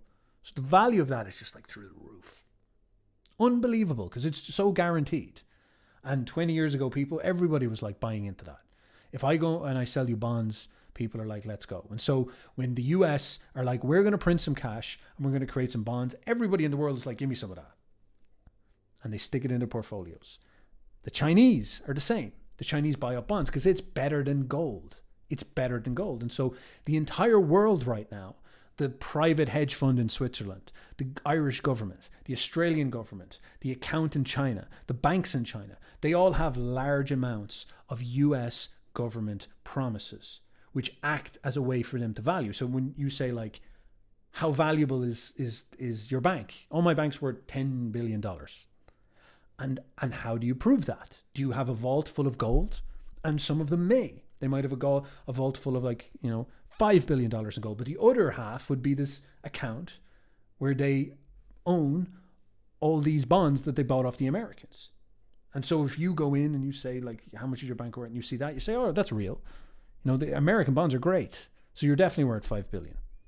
So this is how, again, it's all psychological. We create value off this perception. And so this matters because, say, if I wanted to take out a mortgage, I go into a bank, I want to take out a mortgage, and I have a portfolio. And I want to prove to the bank that it's like, I need $10 million. They're like, oh my God, Steph, what do you need it for now? And it's like, look, listen, I've got this stock portfolio on Robinhood or something. And in the stock portfolio, I have, US bonds paying me out yield. And I have $5 million worth of this, and I have $5 million worth of gold. And I say, give me $10 million. And they're like, well, of course. Okay. But what happens if you don't believe the bonds? You don't trust the United States government to be able to fulfill its promises. So these bonds say like, all right, I promise that I will, this loan will be good for 10 years. And you're like, I don't think you have 10 years. All of a sudden, that portfolio you have that's worth $10 million in an instant, instant. It's all in your mind, fifth dimension. In an instant, it evaporates. The gold stays the same because it's gold. It's not sexy, it's not romantic, but it's stable. The other 5 million you had, which is on the bonds, because you don't believe, or because the bank doesn't believe. Maybe the bank looks at the news and says, I don't believe the American government has them in them, so I'm not giving you a loan based on this because the loan would be unsafe, unsecure. If they stop believing that the Americans can hold together their promise, your stuff magically just evaporates in half.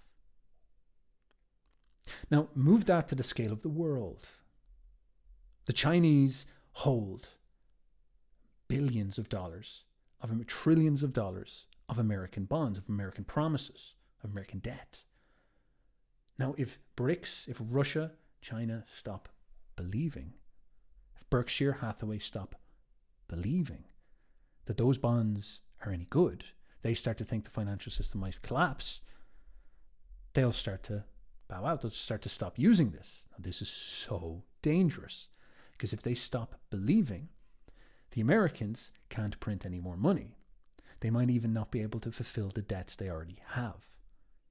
That's very serious because then less people will believe. If China stops believing, it starts to cause problems. So to give you an example, Russia was a part of the financial system. They start this war with Ukraine and they get bullied and sanctioned out of the financial system.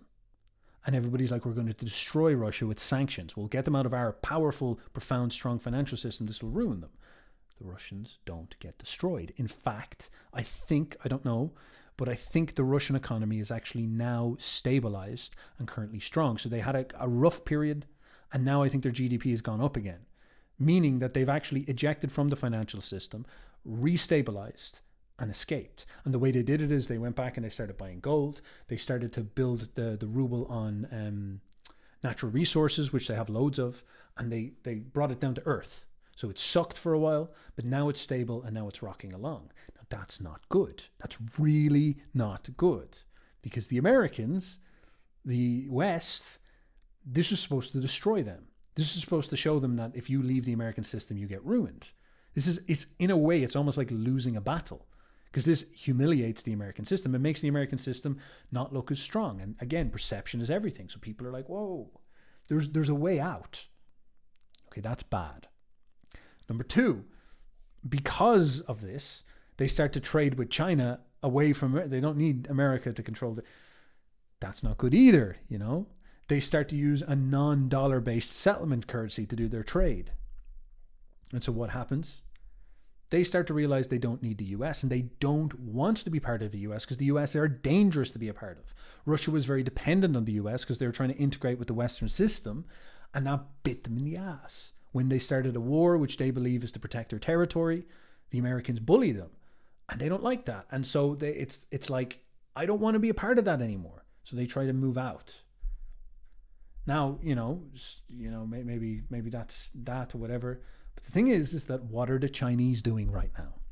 The Chinese are beginning to move into gold. The Chinese and the Russians are buying up large amounts of gold, and they are buying much, much less American debt. They're starting to drop on the American debt side and buy gold. This is causing a serious problem. Gold is now hitting an all-time high. It's at the highest it's ever been in history. That's not good. Gold is literally like an alternative financial system. It's almost like a proof of concept that people are losing confidence. So the Chinese are buying out. The American state is beginning to run short. They've got all these bonds and these loans and these financial products that are floating around related to their debt, and they're finding it hard to get people to buy into it. Before, people would snap it up like piranhas. Now they're starting to fall a bit short. They're having to buy back their own debt and stuff like. Things are not looking good. The Chinese aren't buying it up as enthusiastically as before.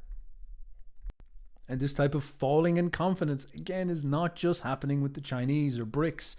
It's happening in America itself. These private people who buy it up, like Warren Buffett, like Berkshire Hathaway, they're shedding their stock. They're getting rid of it. He sold 779 million between July and August 1st within 2 days. Warren Buffett has been buying into Bank of America since 2011 because he really believed in the CEO, and he believed that the CEO was responsible and capable of managing the crisis that was going on. He believed that these guys could lead the financial system. He's now buying out. He's now exiting. He's lost confidence. Now, Warren Buffett has actually been selling for quite a long time, and he began selling about 18 months ago in 2022. Why? Because actually something very similar to what happened in 2008 took place, but in the inverse. So remember, what happened in 2008? The idea is that the system actually broke, or was very close to breaking, and they swooped in. They said, we can't let this happen. And so they tried to install confidence, because it's all faith, belief, trust, and confidence. And so all these elite networks go in, these funds float in, and they do handshake deals, and they talk, and they say, listen, we guarantee you we're going to hold down interest rates. This is what the Fed say. We're going to make it not expensive for you to take out a loan. So interest means it's not going to be, the crazy amounts of money to take out a loan. It's not going to be 20% interest rate to take out a loan. So this means that people are still incentivized to borrow, which means that money's cheap, basically. Loans are cheap. Promises are cheap. People aren't stingy. So what are you basically saying? It's like, I'm going to be loose. I'm going to give out free promises. I'm not going to be stingy. I believe in your ability to work, to generate money, so I'm going to give out money freely. So it's setting up a trust-based deal. And they swoop in and they say all this. And so as a consequence, 2008 does okay. Now, what you can see in this thing is called unrealized gains and losses in essentially the financial system. After 2008, everybody is a loser. Everybody has losses, and they're unrealized. So they're holding assets that have not made them any money. So they're holding like mortgages and stuff that they bought that made them broke, but they're holding on to it because they're not going to try get out, because they've had these handshake deals that have told them stay in the system, keep playing the game, keep borrowing, keep keeping your assets, and everything will be good. And I remember this happening. I remember I was very young at the time, but I remember I was just in college, and I got a house. This was later in around 2013. And I remember being in the house. I think I got her 2013 or something like this. And around about maybe 2015, I remember the landlord just came in and said, they sold my mortgage. The vulture fund sold my mortgage. So what happened here, I was too young, but what happened is this guy, my landlord, had this mortgage. He had somebody else in the house in 2008, 2009. And the bank did this handshake deal and had all this bad debt and had all this messed up stuff. And they were at such massive losses that these financial systems came in and they bought this off them. So they bought the mortgage. Vulture Fund comes in and says, we'll buy the mortgage. This will keep you afloat, blah, blah, blah. This is how the system works. They held on to the mortgage during the bad times.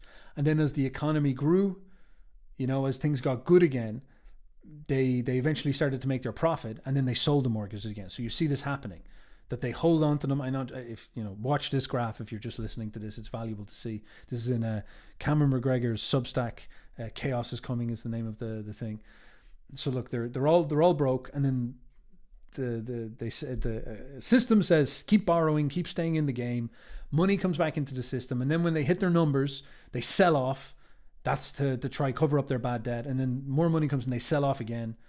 And it's actually a kind of good way of doing things. So you install confidence, the economy gets going again, and then when the economy is doing really well, you sell off a little bit to kind of take off the pressure from all the junk that you had before, and then the economy comes up again and you sell off a little bit. So it's like you're sort of stabilizing by projecting things out over time. So it's very intelligent. It's not stupid, but it's very intelligent until everything goes wrong. So what happens? You see in this pattern. 2019, things go wrong. Confidence cascades begin to happen. Bad debt begins to happen. 2019, as we said, in 2019, everything falls apart. Crap. Just like we said. And then the Fed come in and they have to do the same thing again. Emergency crisis. The money markets are shook. Volatility. People are losing confidence. They inject a load of cash. They say, okay, just let's hold it together for a while. COVID hits. They inject more cash. And this crisis happens with COVID. And they inject all this cash. And then the same thing in 2008 happens, where everybody involved thinks that what the Fed is going to do is, again, extend things out for decades. And they're going to manage things. And they're going to keep interest rates low. And they're going to say to everybody, I'm going to keep letting you borrow stuff. I'm going to keep money cheap. I believe in you if you believe in me. This is the deal. But then in 2022, they decide that they actually don't want that. They want to try cool the cax a little bit. They want to try control this a little bit. Things have gotten too silly. There's too much debt. There's too many promises, too many things unrealized. They realize they need to actually start cutting down some of their debts. They need to start cutting down some of this stuff. They can't just keep on throwing money out and printing bonds. Right now, the American financial system is printing $1 trillion every 100 days. So every year you're getting 3 trillion more dollars. That can't go on. And they need to start to reining it in. So they start to up interest rates. This causes a problem. Because all these institutions thought that it was going to be like 2008. They'd keep money cheap. They'll say, I believe in you. You believe in me. Get everything rolling. Faith will stay in place. But all of a sudden they do this shock thing where they make money expensive. They say, if I'm going to give out loans, I'm going to have to actually make it, we're going to need a bit more of a deal going on here. And people are like, wait a second. Why do you need to do that? Do you not believe in yourself? Do you not believe in me? You said you would believe in me, so I believe in you. But if you don't believe in me, then how can I believe in you? And all of a sudden, everybody starts to lose money. Confidence collapses. Everybody starts to lose big time. Now, the amount of loss on the books is huge compared to 2008. This is enormous quantities of cash that people are losing. Oh, they've got like a load of junk assets, basically. So there's actually already been a sort of technical crash, a technical collapse. That's not good. What does that mean? What do you mean? So there's a load of people who have lost a lot of money. Now everything's just kind of held together. So, and then you've got China that are probably seeing all this and being like, bro, I don't know, do I want to be a part of this? I don't want to bet my future on this. You have the Russian war that happens. During this period in 2023, you had the Silicon Valley Bank collapse. Silicon Valley is the one that doles out all the cash to the tech companies. They collapsed. They had to get bailed out. The Fed had to come in and sort of say, no, we've got this under control. This is starting to get a little bit crazy. Now wait until you hear how this is managed. Because if you look at that graph, you would say to yourself, that looks disastrous. It looks like the financial system is destroyed. But again, money is magic. Money is, you peasant don't understand how money works, how psychological, how genius it is, how much it's to do with promises and words and jargon. Jargon, you hear me talk about jargon all the time. Jargon is this way that we can abstract out of reality itself and escape into, the dancing world of pretty abstractions. Political correctness is jargon. The psychology, these concepts we come up to describe phenomenon happening in our mind. It's just jargon. It's invented meanings to a large extent. It's used almost to obscure reality itself. And the financial system is full of jargon. It's full of jargon, and the jargon itself is actually very powerful because jargon is not exciting. It's not dangerous. It's not scary. I'm going to shill a course here, I have a course on writing, on storytelling. It's a good one. You should check it out. I'll link it down below. And I talk about a piece by Orwell, because in order for you to write well, you need to actually go to war against jargon specifically and try to get back to tangible emotions driving words, because emotive stimulating words like that spark your imagination, that lift up your senses, like the way a poet writes, it engages your imagination. It fills you full of energy. They get you hyped up. They motivate you. A strong motivational speaker who gets you rised up and rattled and hyped. That's the opposite of politically correct jargon. It's the opposite of the function of jargon. Jargon is designed to sterilize. Think of that joke by George Carlin. You have a shell shock, which is like, you're in panic from shells hitting you. It's very visceral and emotive, and it might even induce shell shock. Then think of post-traumatic stress disorder. It's this sterile jargon that doesn't evoke any emotions because you don't want to shock and scare the poor dude, the poor soldier, this type of thing. Jargon sterilizes. You see it with political correctness. You don't say what you mean because you want to create this haze of politically correct jargon so that the people just like listen to you and be like, I don't know what he's talking about. It sounds nice, sounds calm. I'll let him rule the country. Instead of you like riling up and being like, we're going to team up with the banking system and we're going to make sure that everything is working out for us to keep confidence because we've got big property portfolios and we've got special investment firms and things like this. None of that type of stuff. They don't talk that way. And it's the same with this. They don't want people to panic. They don't want to say to people, it's like the banks are broke. They don't want to come in and be like, there's a cascade of confidence happening right now. The Chinese aren't buying into our system. They can't say stuff like this anymore. They can't say, this whole financial system is orchestrated on mere promises based on us believing in the actual system itself. So instead they say things like financial derivatives, they don't say gambling, they say financial derivatives. They don't say promises, they say bonds. They don't say broke, they don't say poverty, they don't say bankrupt, they say unrealized losses, this type of thing. So here's an old boyo who just puts it so lovely, and he warns you about what to listen to, because it's exactly this thing. There's this problem with all these unrealized losses. All these banks are essentially broke. They're bankrupt. They're holding a load of junk, meaning that if all of us ran to these banks and said, give us our money back, they'd be like, we literally are not only do we not have your money, we are broke. We don't have money to we're out of money. We need your money. But no one wants that to happen. So there has to be this calming jargon that shows up. Listen to this gentleman talk. To get away with things that the general public will never know. And one of them is this: held to maturity. So bank regulators will allow the banks to ignore the massive losses on these bonds if they simply claim that the bonds are going to be held to maturity. That's all they need to do. Now I don't need to report the losses. The bank can be completely underwater, but the general public never has to know. Now, what does this have to do with B of A? B of A is in trouble. Warren Buffett, Charlie Munger, they're basically saying... B of A is Bank of America, for anybody else. No, he's using jargon. I should... Listen, old man. Listen, my friend, wise old man. Please don't use jargon. We're against that around here. Fix this issue or we're gone. We don't want to be at risk. This is the problem. If you're leveraged, in other words, and if you borrow money to buy your assets, then everything you own is for sale when your creditors or depositors demand repayment. This is the issue where we're not being told everything. But now, again, this is a lot of financial jargon. Financial jargon kills people, which is why in this elegant presentation, I'm trying to make it on very, very boyo terms. But did you hear what he said here? It's like when you're leveraged.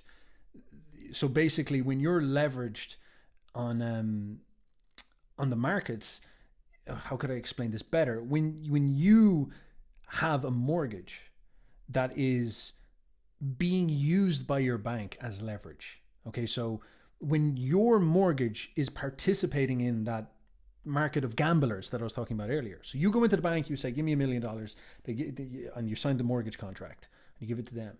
And then they put it up on the market derivative system to be bet on by Mickey and Joe, who throw a load of cash at it and bet and do all this type of stuff. Your mortgage now is swamping around in that system. Now the problem is that the bank didn't tell you that. The bank never told you that they sold your mortgage. They sold your debt. They never told you that. This is really, really serious. Really serious. Because if someone calls that debt, if someone says like, all right, I want to fold this mortgage, the bank doesn't own your mortgage anymore. They sold it to someone. So the person who owns your mortgage literally owns your house. So they can come in and say, well, look, we want to do this with your house. Now, this literally happened to somebody. I was the landlord I was living under. I was a little kid. I didn't understand it. And but my landlord comes in and he's in tears because he spent his life, the mature aspect of his life, trying to just get this home in Dublin. He wanted this nice house. And some little shit from New York comes in. He's my age, from New York, maybe a bit older than me. He's like, early 20s. And he sits down and he explains all this banking jargon that he probably didn't even understand. The basic subtext is like, the vulture fund bought your house, bought your mortgage off your bank, and now this vulture fund owns this mortgage, therefore it owns this bank. It owns this house. The bank doesn't own it anymore. And so we, are calling in the mortgage. We're calling in the collateral. We're selling the house. We're selling the mortgage. We're going to pay the mortgage off. So they slap down, they give them money or whatever. So it's not like scamming, but they, and then we're calling it in. We're doing this, we're doing that. And it's like, that's pretty hardcore because that's weird for that to happen. It's weird for some guy to show up, hedge fund to show up and say this to you. It's like, what do you mean my mortgage was sold? But that's what goes on. That's what's happening behind the scenes. Now, again, you as the consumer, you who buy into this, again, you buy into these bonds, you buy into these stocks when you buy into them, you buy into the system when you pay taxes, when you go to work, you do labor, you buy into this stuff. And the problem is that behind the scenes, there's massive unrealized losses and loads of really bad debt. There's a huge crisis. But because it's covered in all this jargon that's designed to calm you down and create faith, which is like, they're going to hold these broken assets until maturity, basically meaning that we promise that we'll hold them and wait until things get better and then we'll pay them off then. That's basically what's being said. But it's like, it's just all this cascade and stack of promises. And if you start to dig into it and understand, you're like, this is really fucked. This is not good at all. This is crazy. As we begin to put these losses together and the situation together and learning from Berkshire Hathaway, the step that they took because of the risks that they didn't want to be exposed to, is for us to learn a lesson. You know the phrase, everything is okay until it isn't? Well, that's a bit of the time that we're living in. But to be transparent, everything isn't okay. It's just being hidden. So here are a few things that I believe will happen as this crisis comes to a head. Number one, gold will continue to climb. It's a safe haven. It's the world's safe haven. Silver will soar. Bank of America stock price will plummet. And fourthly, mainstream media will tell us everything is okay. The banks aren't in trouble. Janet Yellen or whomever is the Treasury Secretary will be telling us that everything's fine, your money's safe, the U.S. economy is strong, and our financial system is healthy. That's what we'll hear. But if you want to know the truth, well, then consider subscribing to the channel. And also, I'd like to invite you to subscribe to my newsletter. There's Rick Bender. Subscribe to Rick Bender there. He's like dropping the red pills galore. And this is precisely it. You notice confidence. The media as an outlet has to create confidence because it's so dangerous for the hegemonic system to fall apart. So the media literally is designed to create confidence, to create safety, this feeling that everything is okay. Don't worry. All the assets are being held to maturity. Don't worry about it. There is just a couple of unrealized losses. It's not that big of a deal. They're all going to be held to maturity and everything's going to be okay. We're going to create stability through time. And this is the thing. It's all promises. It's all about manipulating perception of the future. And if people begin to lose confidence, it's over. I know I keep repeating myself, but once you understand this first principle, everything becomes so much more simple. It's very confusing, the financial system, because of the jargon. Understand the principles. Understand this concept of how psychological it is, and it becomes almost elegant in its simplicity and enormously terrifying. Now again, there's a lot of freaky indicators that you can look at that continuously massage this idea that there is a creeping up confidence problem. Take, for example, the bonds. So these promises that the US produced in 2020. A lot of them they've made, and a lot of them are still being bought up, quite a large amount of them. And many of them are being sold off, except the long-term ones. So you see these graphs. If you're listening, I'll explain the graph. But if you look at it, you'll see that the dark blue down the bottom is 10 years plus, so a decade further bonds. And they're not selling. People aren't buying those. All the other ones, the ones that are 5 to 10 years, the ones that are 1 to 5 years, the ones that are less than a year, they're selling. Because people believe that America is going to be around for the next 5 years. Especially in 2020, people are like, all right, America is going to be around. So they're all selling off really quickly, especially the short-term ones, not the long-term ones. Not the long-term ones. The long-term ones are steadily growing and staying the same. They're stabilizing. People aren't buying the long-term ones. So people are sort of saying to themselves, I don't know where this goes, guys. I don't believe in the future that much. There's a confidence crisis building. Now, I hope you've stuck up with me to this point, because now we can start to talk about the future. We can go what if, alt hist mode, talk about the end of the world, talk about chaos, revolution, collapse, these types of things. Where are all of these trends going? Where are they all pointing to? There seems to be a confidence cascade, a crisis about to take place, a credit collapse about to lay itself in front of us. What patterns can we see? How can we predict out the next couple of months? We'll see in posterity, is this accurate? I encourage you to think for yourself. What is coming up in 2 days is an election for who will be the authority and the head of the US regime. Now, of course, that's critical because they're the people who will run the US financial system. They'll be the people at the center of this. Will it be Kamala? Will it be Trump? Now, what happened in 2020? There was this huge doubt set in the election. People were saying stuff like they didn't believe in it or something like this.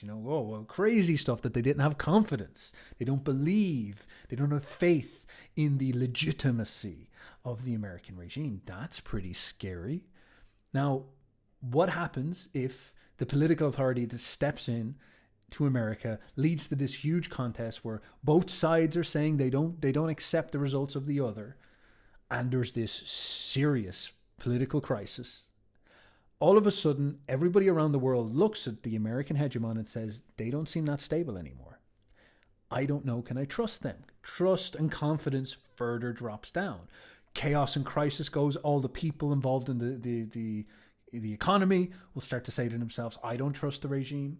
I feel like maybe I'm getting exploited. I feel like there's something wrong here. Confidence and chaos gets upset. Now, that's not good. It's okay to solve these problems in 2008 because everybody believes in the system. It's much easier to deal with this stuff now. Now, if you're trying to do 2008 part 2 with more debt and more destabilization and more lack of legitimacy and more chaos and highly contested, animated, aggressive fights where people feel real existential pain in the context of inflation, where people feel like they're becoming poor, that's a big deal. That's not the same. Now, maybe this is some gentleman called Sir Finance-a-Lot. A constitutional crisis gets triggered because of the election. This causes a market panic. People, like 2020, people don't believe. People are worried. There's a market cascade. The yields and the dollars will cause problems. There'll be problems in the financial system, and this will cause bank failures. People will start to call in their debt. The cascade takes place.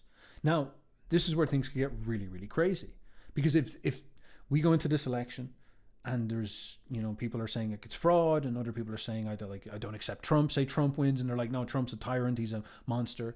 Or say Kamala wins, and then everybody's like, it's all fraud, there was a voting fraud or something like this. There's this huge clash. This huge clash. All this confidence goes. What happens if this problem? What happens if all these banking problems happen in the middle of that, when there's no clear leader and half the country doesn't accept the other half of the country? And the world looks at this and says, are these guys about to go through a civil war? And then they look at their dollars and they say, we got to get out of the dollars. Everything starts to go crazy at that point, Or if there's a big legitimacy crisis, and then whatever country gets in, whatever election president gets in, there's a succession problem. You're seeing the American state publishing stuff like this. The American state, I think, amended the 20th Amendment about 30 days ago, maybe the start of October. I can't quite remember when. The 20th Amendment in the Constitution is about presidential succession, and they amended it to give themselves the right to use lethal force on their own civilian population. Go look it up. So they're probably a little bit worried themselves. They've never had that before, and they wrote it into the Constitution. So what's going to happen there? There's going to be a constitutional crisis. There'll be crazy stuff happening. That's not good. What does that mean? Get this for hardcore. So the 20th Amendment says specifically that if a president isn't certified by January 20, the vice president shall act as president until the situation is resolved. Congress always meets on the January the 6th, famous time, to certify the election. So if there's a problem, if maybe Congress doesn't certify, maybe there's all this bickering over and back about dodgy election results or something like this. And then what will happen on January the 20th? Well, Kamala Harris will be sworn in anyway because she is the current sitting vice president. That's crazy. Now, that could be one way that you could see a very serious legitimacy crisis. And then on the other hand, say Trump wins. Say Trump gets put in with force. Well, if people are upset with Trump, maybe what they'll do is they'll try rug pull Trump. They'll try rug pull all of this stuff. And they'll say, you know what? If we need a fall guy, if we need somebody to make all these problems go away with, it'd be Trump. So maybe all these bankers, perhaps that don't like Trump, they'll say to themselves, yeah, let's suddenly reveal our unrealized losses. You see the media are obviously quite hostile to Donald. So they'll be like, this would be handy. And Trump becomes the bad guy. So Trump steps in, and in February or April or something like this, they just reveal. They just say, oh, you shouldn't have confidence in this. And then Trump is like, oh, crap. And the whole thing falls down in front of him. And he gets hit with this enormous chaos and force. And he's sure he's confident, he's a good businessman and all this, but could he handle that? You doubt that. And then all of a sudden his last term is just dictated by chaos and tragedy and everything falling apart. That could happen. Now again, the critical part of this, think in all of this context, is how these types of crises are related to a reform of some sort, a reset of some sort. So with Napoleon, the credit crisis in the French monarchy leads to a massive revolution and the rise of Napoleon and the fight between France and England for the future destiny of the entire world, a great war, the Napoleonic Wars. Then come World War I. The Federal Reserve only shows up in 1913, and then a year later there's this massive war, lots of debt getting shunned around, and then because of this, all this new debt system, you see the Great Depression happen, and then you see the rise of hyperinflation, the rise of cash, everybody goes broke, and then you see the rise of fascism across the European continent and the threat of communism. Communism is fundamentally related to this as well. Communism was a response to the exploitation the normal workers were feeling for being poor, getting crunched by the financial system, and also being driven into wars. And so the Great Depression fueled communism and it fueled fascism. And then, of course, what you see in the rise across Europe during the 1930s in response to this credit crisis is the protectionism of fascism. You see Hitler rise up, you see Mussolini rise up. And then outside of this, there are consistent banking reforms. Whenever there is a crisis in the banking system, you see a sort of a new financial system come out at the end, and it's very valuable for you to understand that because it allows you to predict and comprehend the future. Out of 2008 came a banking system reform, came a new sort of paradigm put together that prepared us for the debt cycle that we're currently in. Out of the crisis of 2020, you saw this explosion in assets. Out of the banking system in 2008, the banking crisis, you saw Bitcoin show up. So things come out of these things. These things are a big deal. It's important to understand. So what is coming next? Are we going to see a political crisis? Are we going to see something where there's going to be a political reformation? The French Revolution created liberalism. It created the modern consciousness of liberal politics. Is that what we're going to see? That was the rise of nationalism. That was the nation, the liberal nation against the old right-wing traditional monarchy. Are we going to see a political shift that significant and that dramatic? Actually, if you look at the culture war out there, it seems like the world is pregnant for this. Fascism versus communism was a pretty big political conflict between two very extreme perspectives. You're seeing the exact same thing now. You have the midwit centrists who are like saying we should just stick and keep everything as normal as it is. But instead what you're seeing is people polarizing and moving away from those positions and going into hard lines, going harder right or harder left as a consequence. Is this what's coming around the corner? Is this the situation that we're going to see ourselves in? This is all happening in the context of artificial intelligence and automation and the scaling of social media, these types of things. What does this mean? Does this mean that you'll see like a massive AI arms race happen in the middle of this, on the backdrop of like geopolitical wars in Russia and Israel, all of this stuff cascading and colliding all at once? Have a listen to this gentleman talk about banking crises. Know about gone into the memoirs of the people that were present at the meeting that planned the Federal Reserve. And so this meeting was, they basically created a financial crisis in 1907, which not many people know about. And that was used as a rationale for the imperative for creating some kind of reform of the banking system. So this group met in 1910. And from the memoirs, which I haven't reviewed, but he has, their main concern of the people in this banking cartel, that's what it was, their main concern was that the bulk of the growth in banking was outside their control.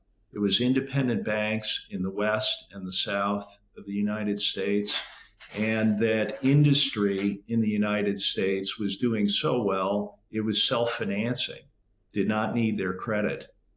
And they developed a plan to gain control over everything, which if you look at it from the vantage point of history, is exactly what they did. Now, people have to face up to this. What did they do to make that happen? They literally destroyed the economy, and to a large extent, the global economy, to do that. So the Federal Reserve started in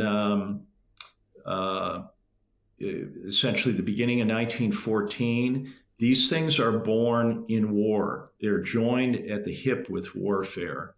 And what they did was to create the money out of thin air to buy treasury bonds.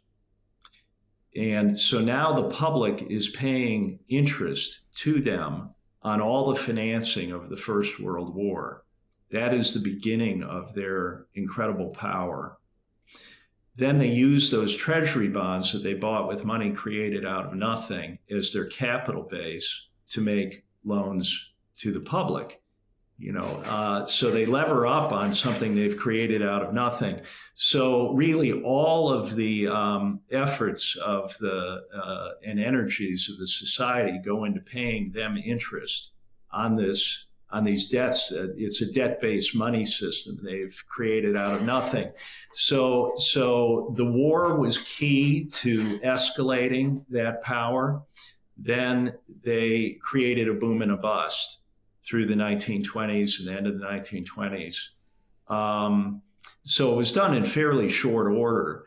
And in that bust, the Great Depression, they closed all the banks just over a weekend. And literally no banks were allowed to reopen other than the banks controlled by the Federal Reserve System.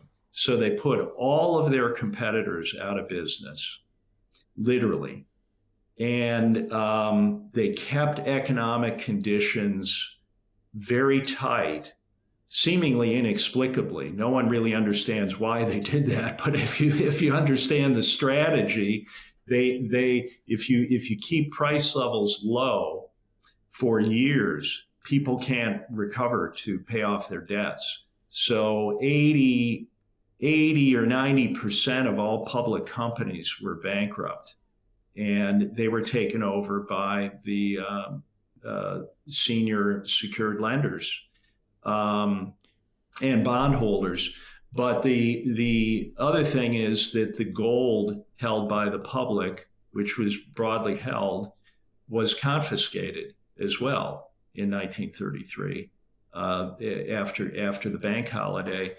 And the rationale was that That's actually true. So that's something you should look up. That's pretty hardcore. That's a freaky idea, because you would say to yourself, how do you deal with this? How do you respond to this? Well, maybe you move all your money into gold. And people did that in the Great Depression. People moved their money into gold. And guess what the government did? They showed up at your house and they said, give us your gold. Are you hoarding gold? They wanted to stop hoarders because people were not buying back into the economy because they didn't have faith in the economy. So they showed up with an army. They showed up with the police force and said, you're going to buy back into this economy whether you like it or not. And they stole their gold off them. Pretty hardcore. That the Fed had to have the gold in order to expand credit, but then they did not expand credit. What was the real reason? It was so that the public would not have any gold. If the public had had gold, the economy could have carried on without them. So this was a comprehensive plan to crush any parallel system, any alternative to their credit creation being the sole credit available in the economy. And it worked very well. They absolutely achieved that. So this guy is, obviously talking about something that's very calculated, conspiratorial. And, never discount this type of stuff. Use your imagination. I'm sure we can entertain possibilities, and we should always be wise enough and imaginative enough to say, is this possible? So it could be very, very serious if it is. But the idea then derivative of this is that what will happen now is that there will be this credit crisis. China and everybody are selling out of the US dollar, and there will be this massive problem where there will just be this collapse. And because of this worldwide collapse, the US will actually be able to play a game where they'll be able to reset essentially the whole system by allowing their dollars to stay very valuable, because it will happen so quick that people will still want dollars to settle currencies across the world. And so people will still want cash. To see the way Warren Buffett is sitting in cash. Cash will still be king. And because of that, the dollar would be very valuable. And so the US regime could actually just buy up all its debt because it will have loads of dollars. It will buy up loads of debt, and it will actually reset the debt cycle. So again, like 2008, they will actually have booked the trend and start a cycle again, and then they can do something like this. Now, this is very conspiratorial. This is saying that if something is coming, again, you don't agree if something is coming, but if something is coming, the idea is that, all right, they're planning for this, they're aware of this, and it's going to be like a reset situation, a crushing credit crunch like the Great Depression, and a reformation of a new sort of banking financial paradigm. And it will be brutal, and they'll come out on top. Now, there's a very good counterpoint against this, because people will say that it's like, look, you're giving this a lot of credit. This sounds, they can just magically come up with a trick of some sort. But that's not really true either, Again, it's all based on confidence. And the biggest problem with the financial system is so many people involved in it believe that it's only up forever till the end of time. That's the idea, that the American regime cannot falter. And the problem is that it can. Everyone up until this point has fallen. It has always happened. The British pound fell, everything falls. Everything cascades, everything collapses. And so this idea that maybe they can, create all this buy pressure on the dollar and then they can reset their debt and all this, it's cool. It's like James Bond type stuff. But there's also a big possibility that they just can't, that the whole thing falls apart, that they have a collapse and there's a massive legitimacy crisis. All of the other countries around the world move on into their own systems, and there's literally like a world crisis funnel for a couple of decades as everybody's trying to sort everything out. And there's all these moving parts that people don't credit. Like Bitcoin will form a significant figure in this because it will be a safe haven for people where it will stabilize. It's an alternate financial system. Gold and bricks are alternate financial systems.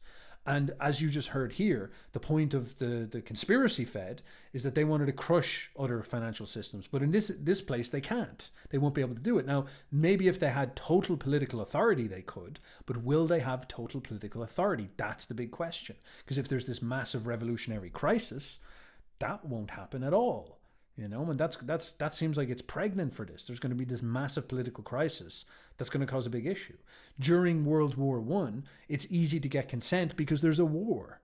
But when there's a political delegitimacy problem, it's very hard to get consent because people don't believe anybody anymore. There's this like crisis going on in this type of way.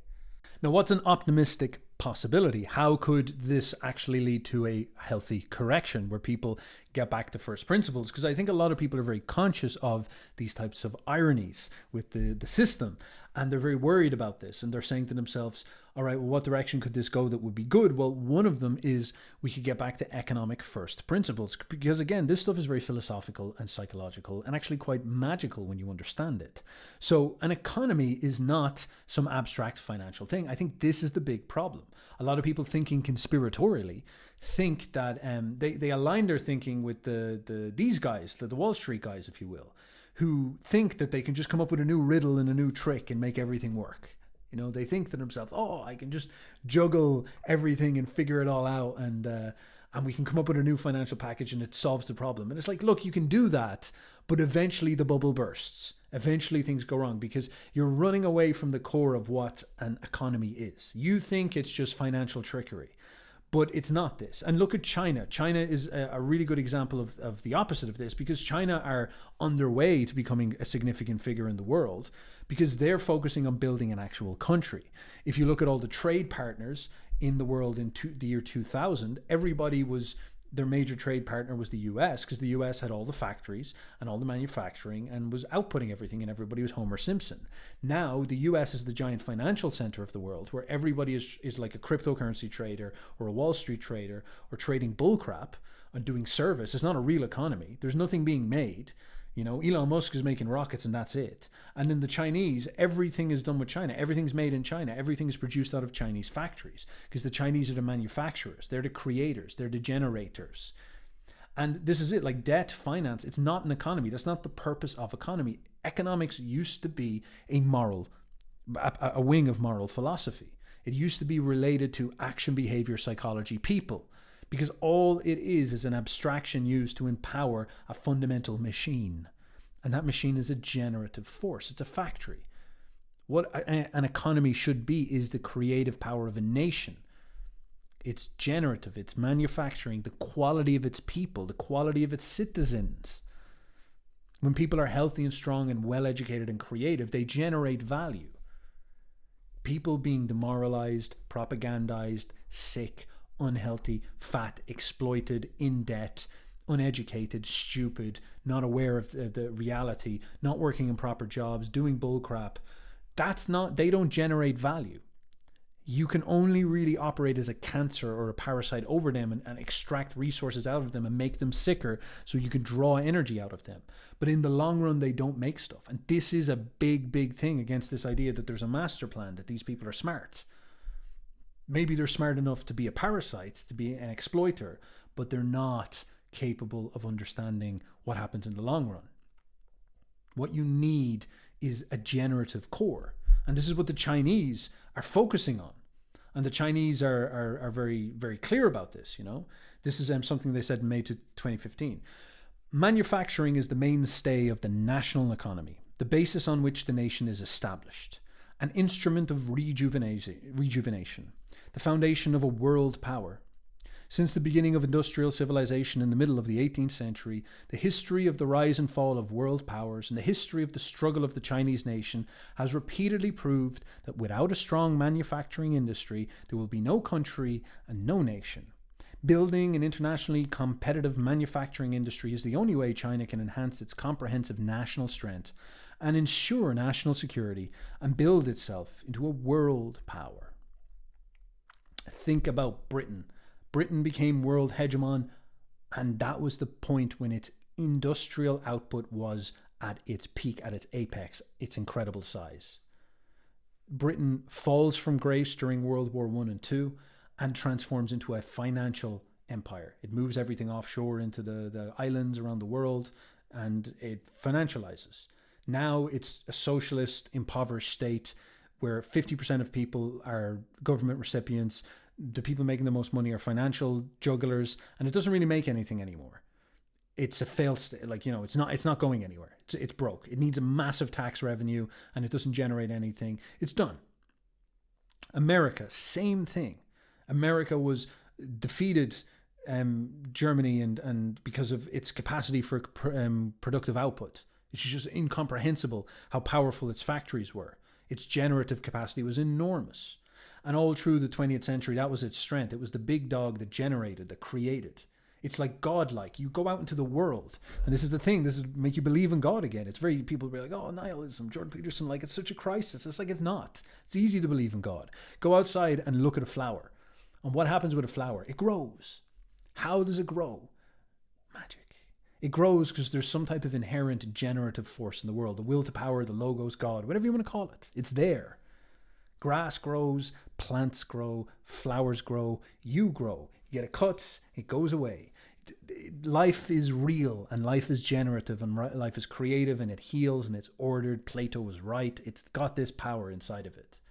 And like, you go out and the tree will grow and produce apples.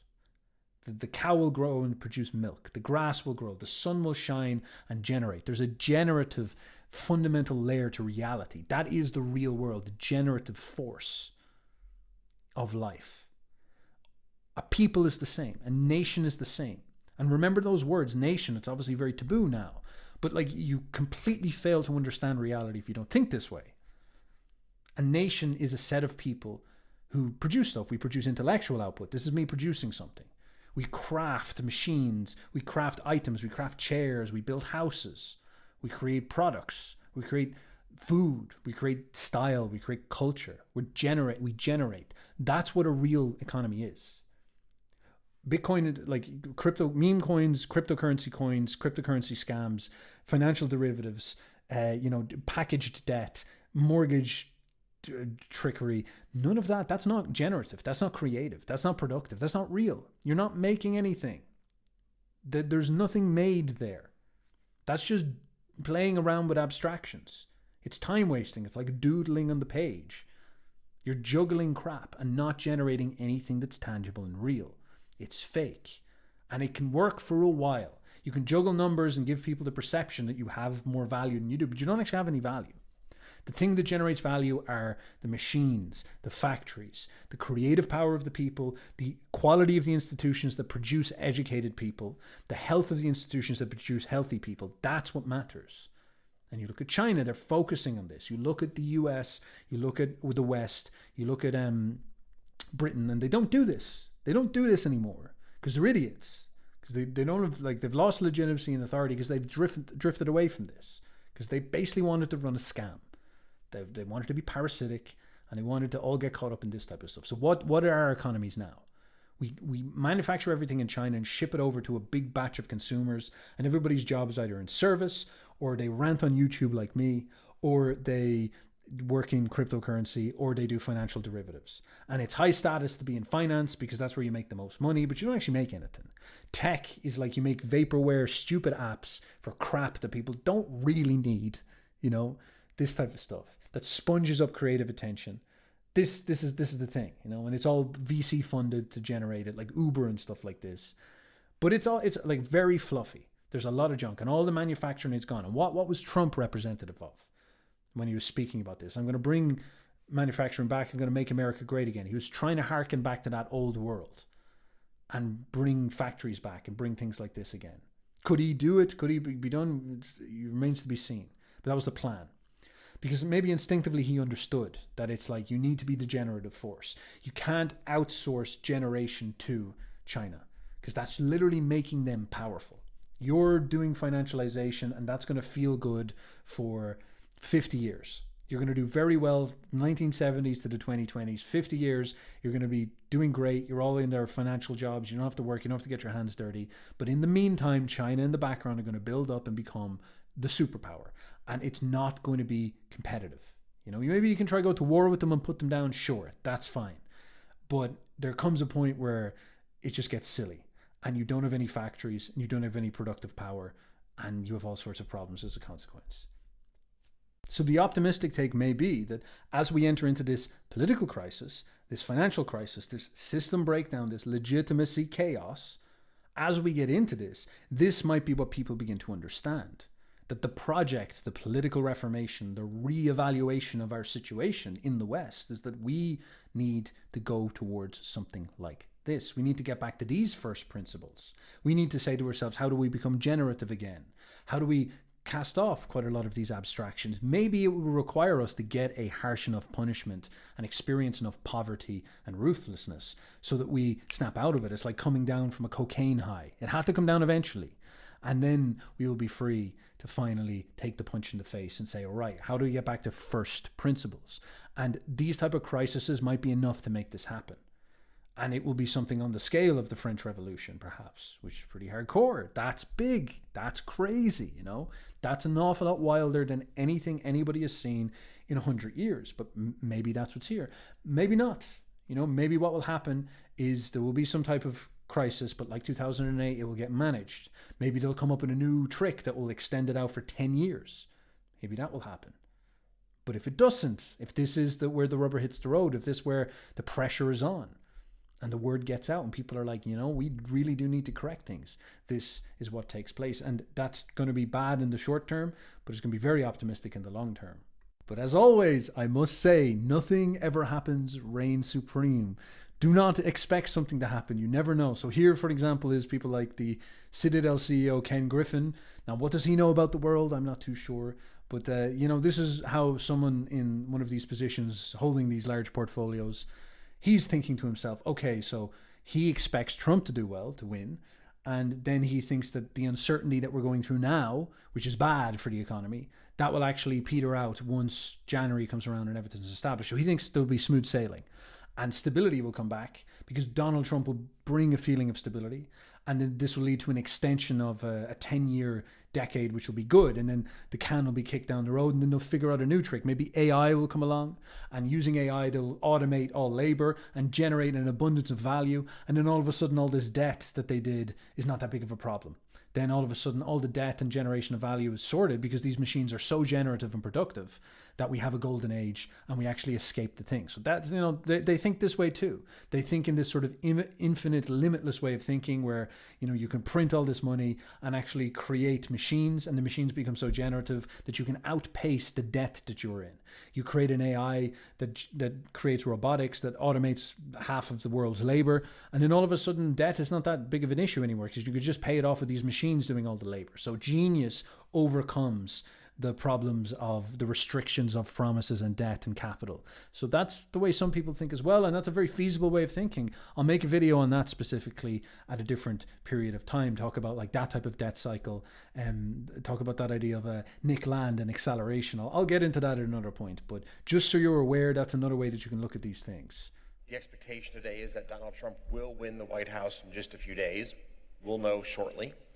And big picture, the reduction in uncertainty is almost always positive for asset prices. And we're at that moment of peak uncertainty. It is a race that Trump is favored to win, but it's almost a coin toss. So I would say that post-election, we'll generally see a risk-on environment as people come to adapt and adopt a new regime, whether it's a Harris regime or a Trump regime. This uncertainty will be behind us. He's so nervous, his voice breaks in the middle of it. But as you can see, this is how some of these guys are thinking, pretty high level, so don't discount it, consider it.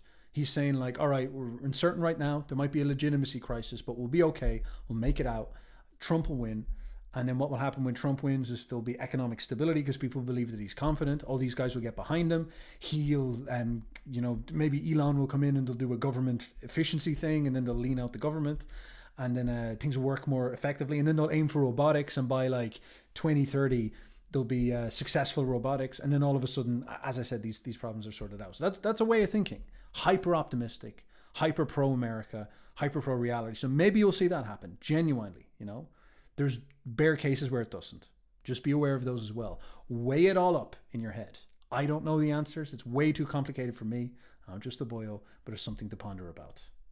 So my friends, my boyos and boyettes, I'm going to leave it there. I'm going to leave that thesis in front of you. I think this might be about 2 hours long at this point, so I hope you enjoyed digesting all this at full length.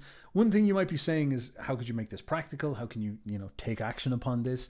Well, there are actually things that you can do. You can think about these first principles and, first of all, understand the value of this. One, get educated in these topics. This is sort of a thesis level presentation of this. It's very valuable for you to know, for example, what is jargon, the way that they, bullshit parade you and fill your head full of crap. So be aware, be educated, understand if you're hearing like debt to maturity, you should be a little bit worried. Understand the concept of these bond interchanges. Understand why gold going up means something. Understand this idea of legitimacy crisis and these types of breakdowns. Just know this stuff. Understand this stuff so you're able to read the situation well. It will make you smarter. If you have money where you might be moving into places, I can't give you financial advice. Don't take financial advice off me.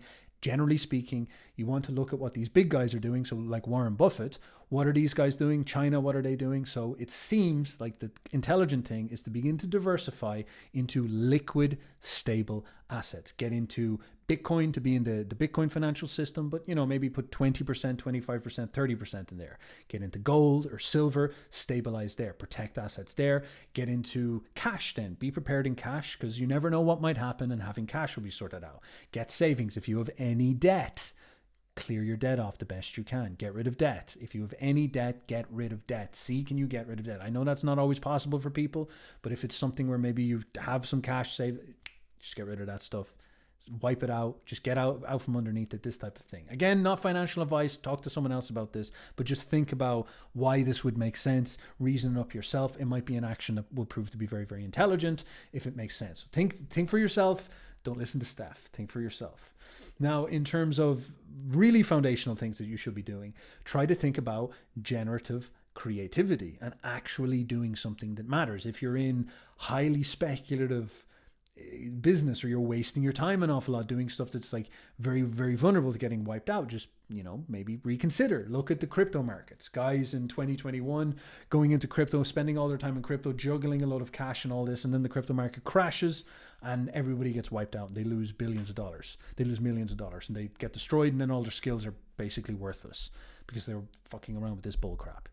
So think about that. Think about like, all right, if you're going to get involved in these things, try to think about pragmatism. Get involved in crypto. Maybe you should be thinking more like, how can I design things like wallets, like Thor wallet or something like this, or I can design something like the Lightning Network, which is very pragmatic, instead of getting off into ETH and trying to make NFTs that don't make any sense, this type of stuff. So, something like that. Again, financial advice from me, be careful, please, for the love of God. But think about this. Think about what I'm telling you. And then think about like actual generative and creativity. Like, are you making something that is value generative? Are you making something that is going to create stuff that is useful? Are you being useful to people? Are you useful in a way that people care about what you're doing? Do you have customers that actually really, really find value? Is it just like fluff luxury crap, or is it real? Are you doing stuff that is real? Are you connected? Do you have a network of people? Are you connected with people in your local area so that if something does get very, very serious, you're not just some loner in the middle of a random city with nothing going for you, where like, maybe things will really break down. These are the type of things you could consider.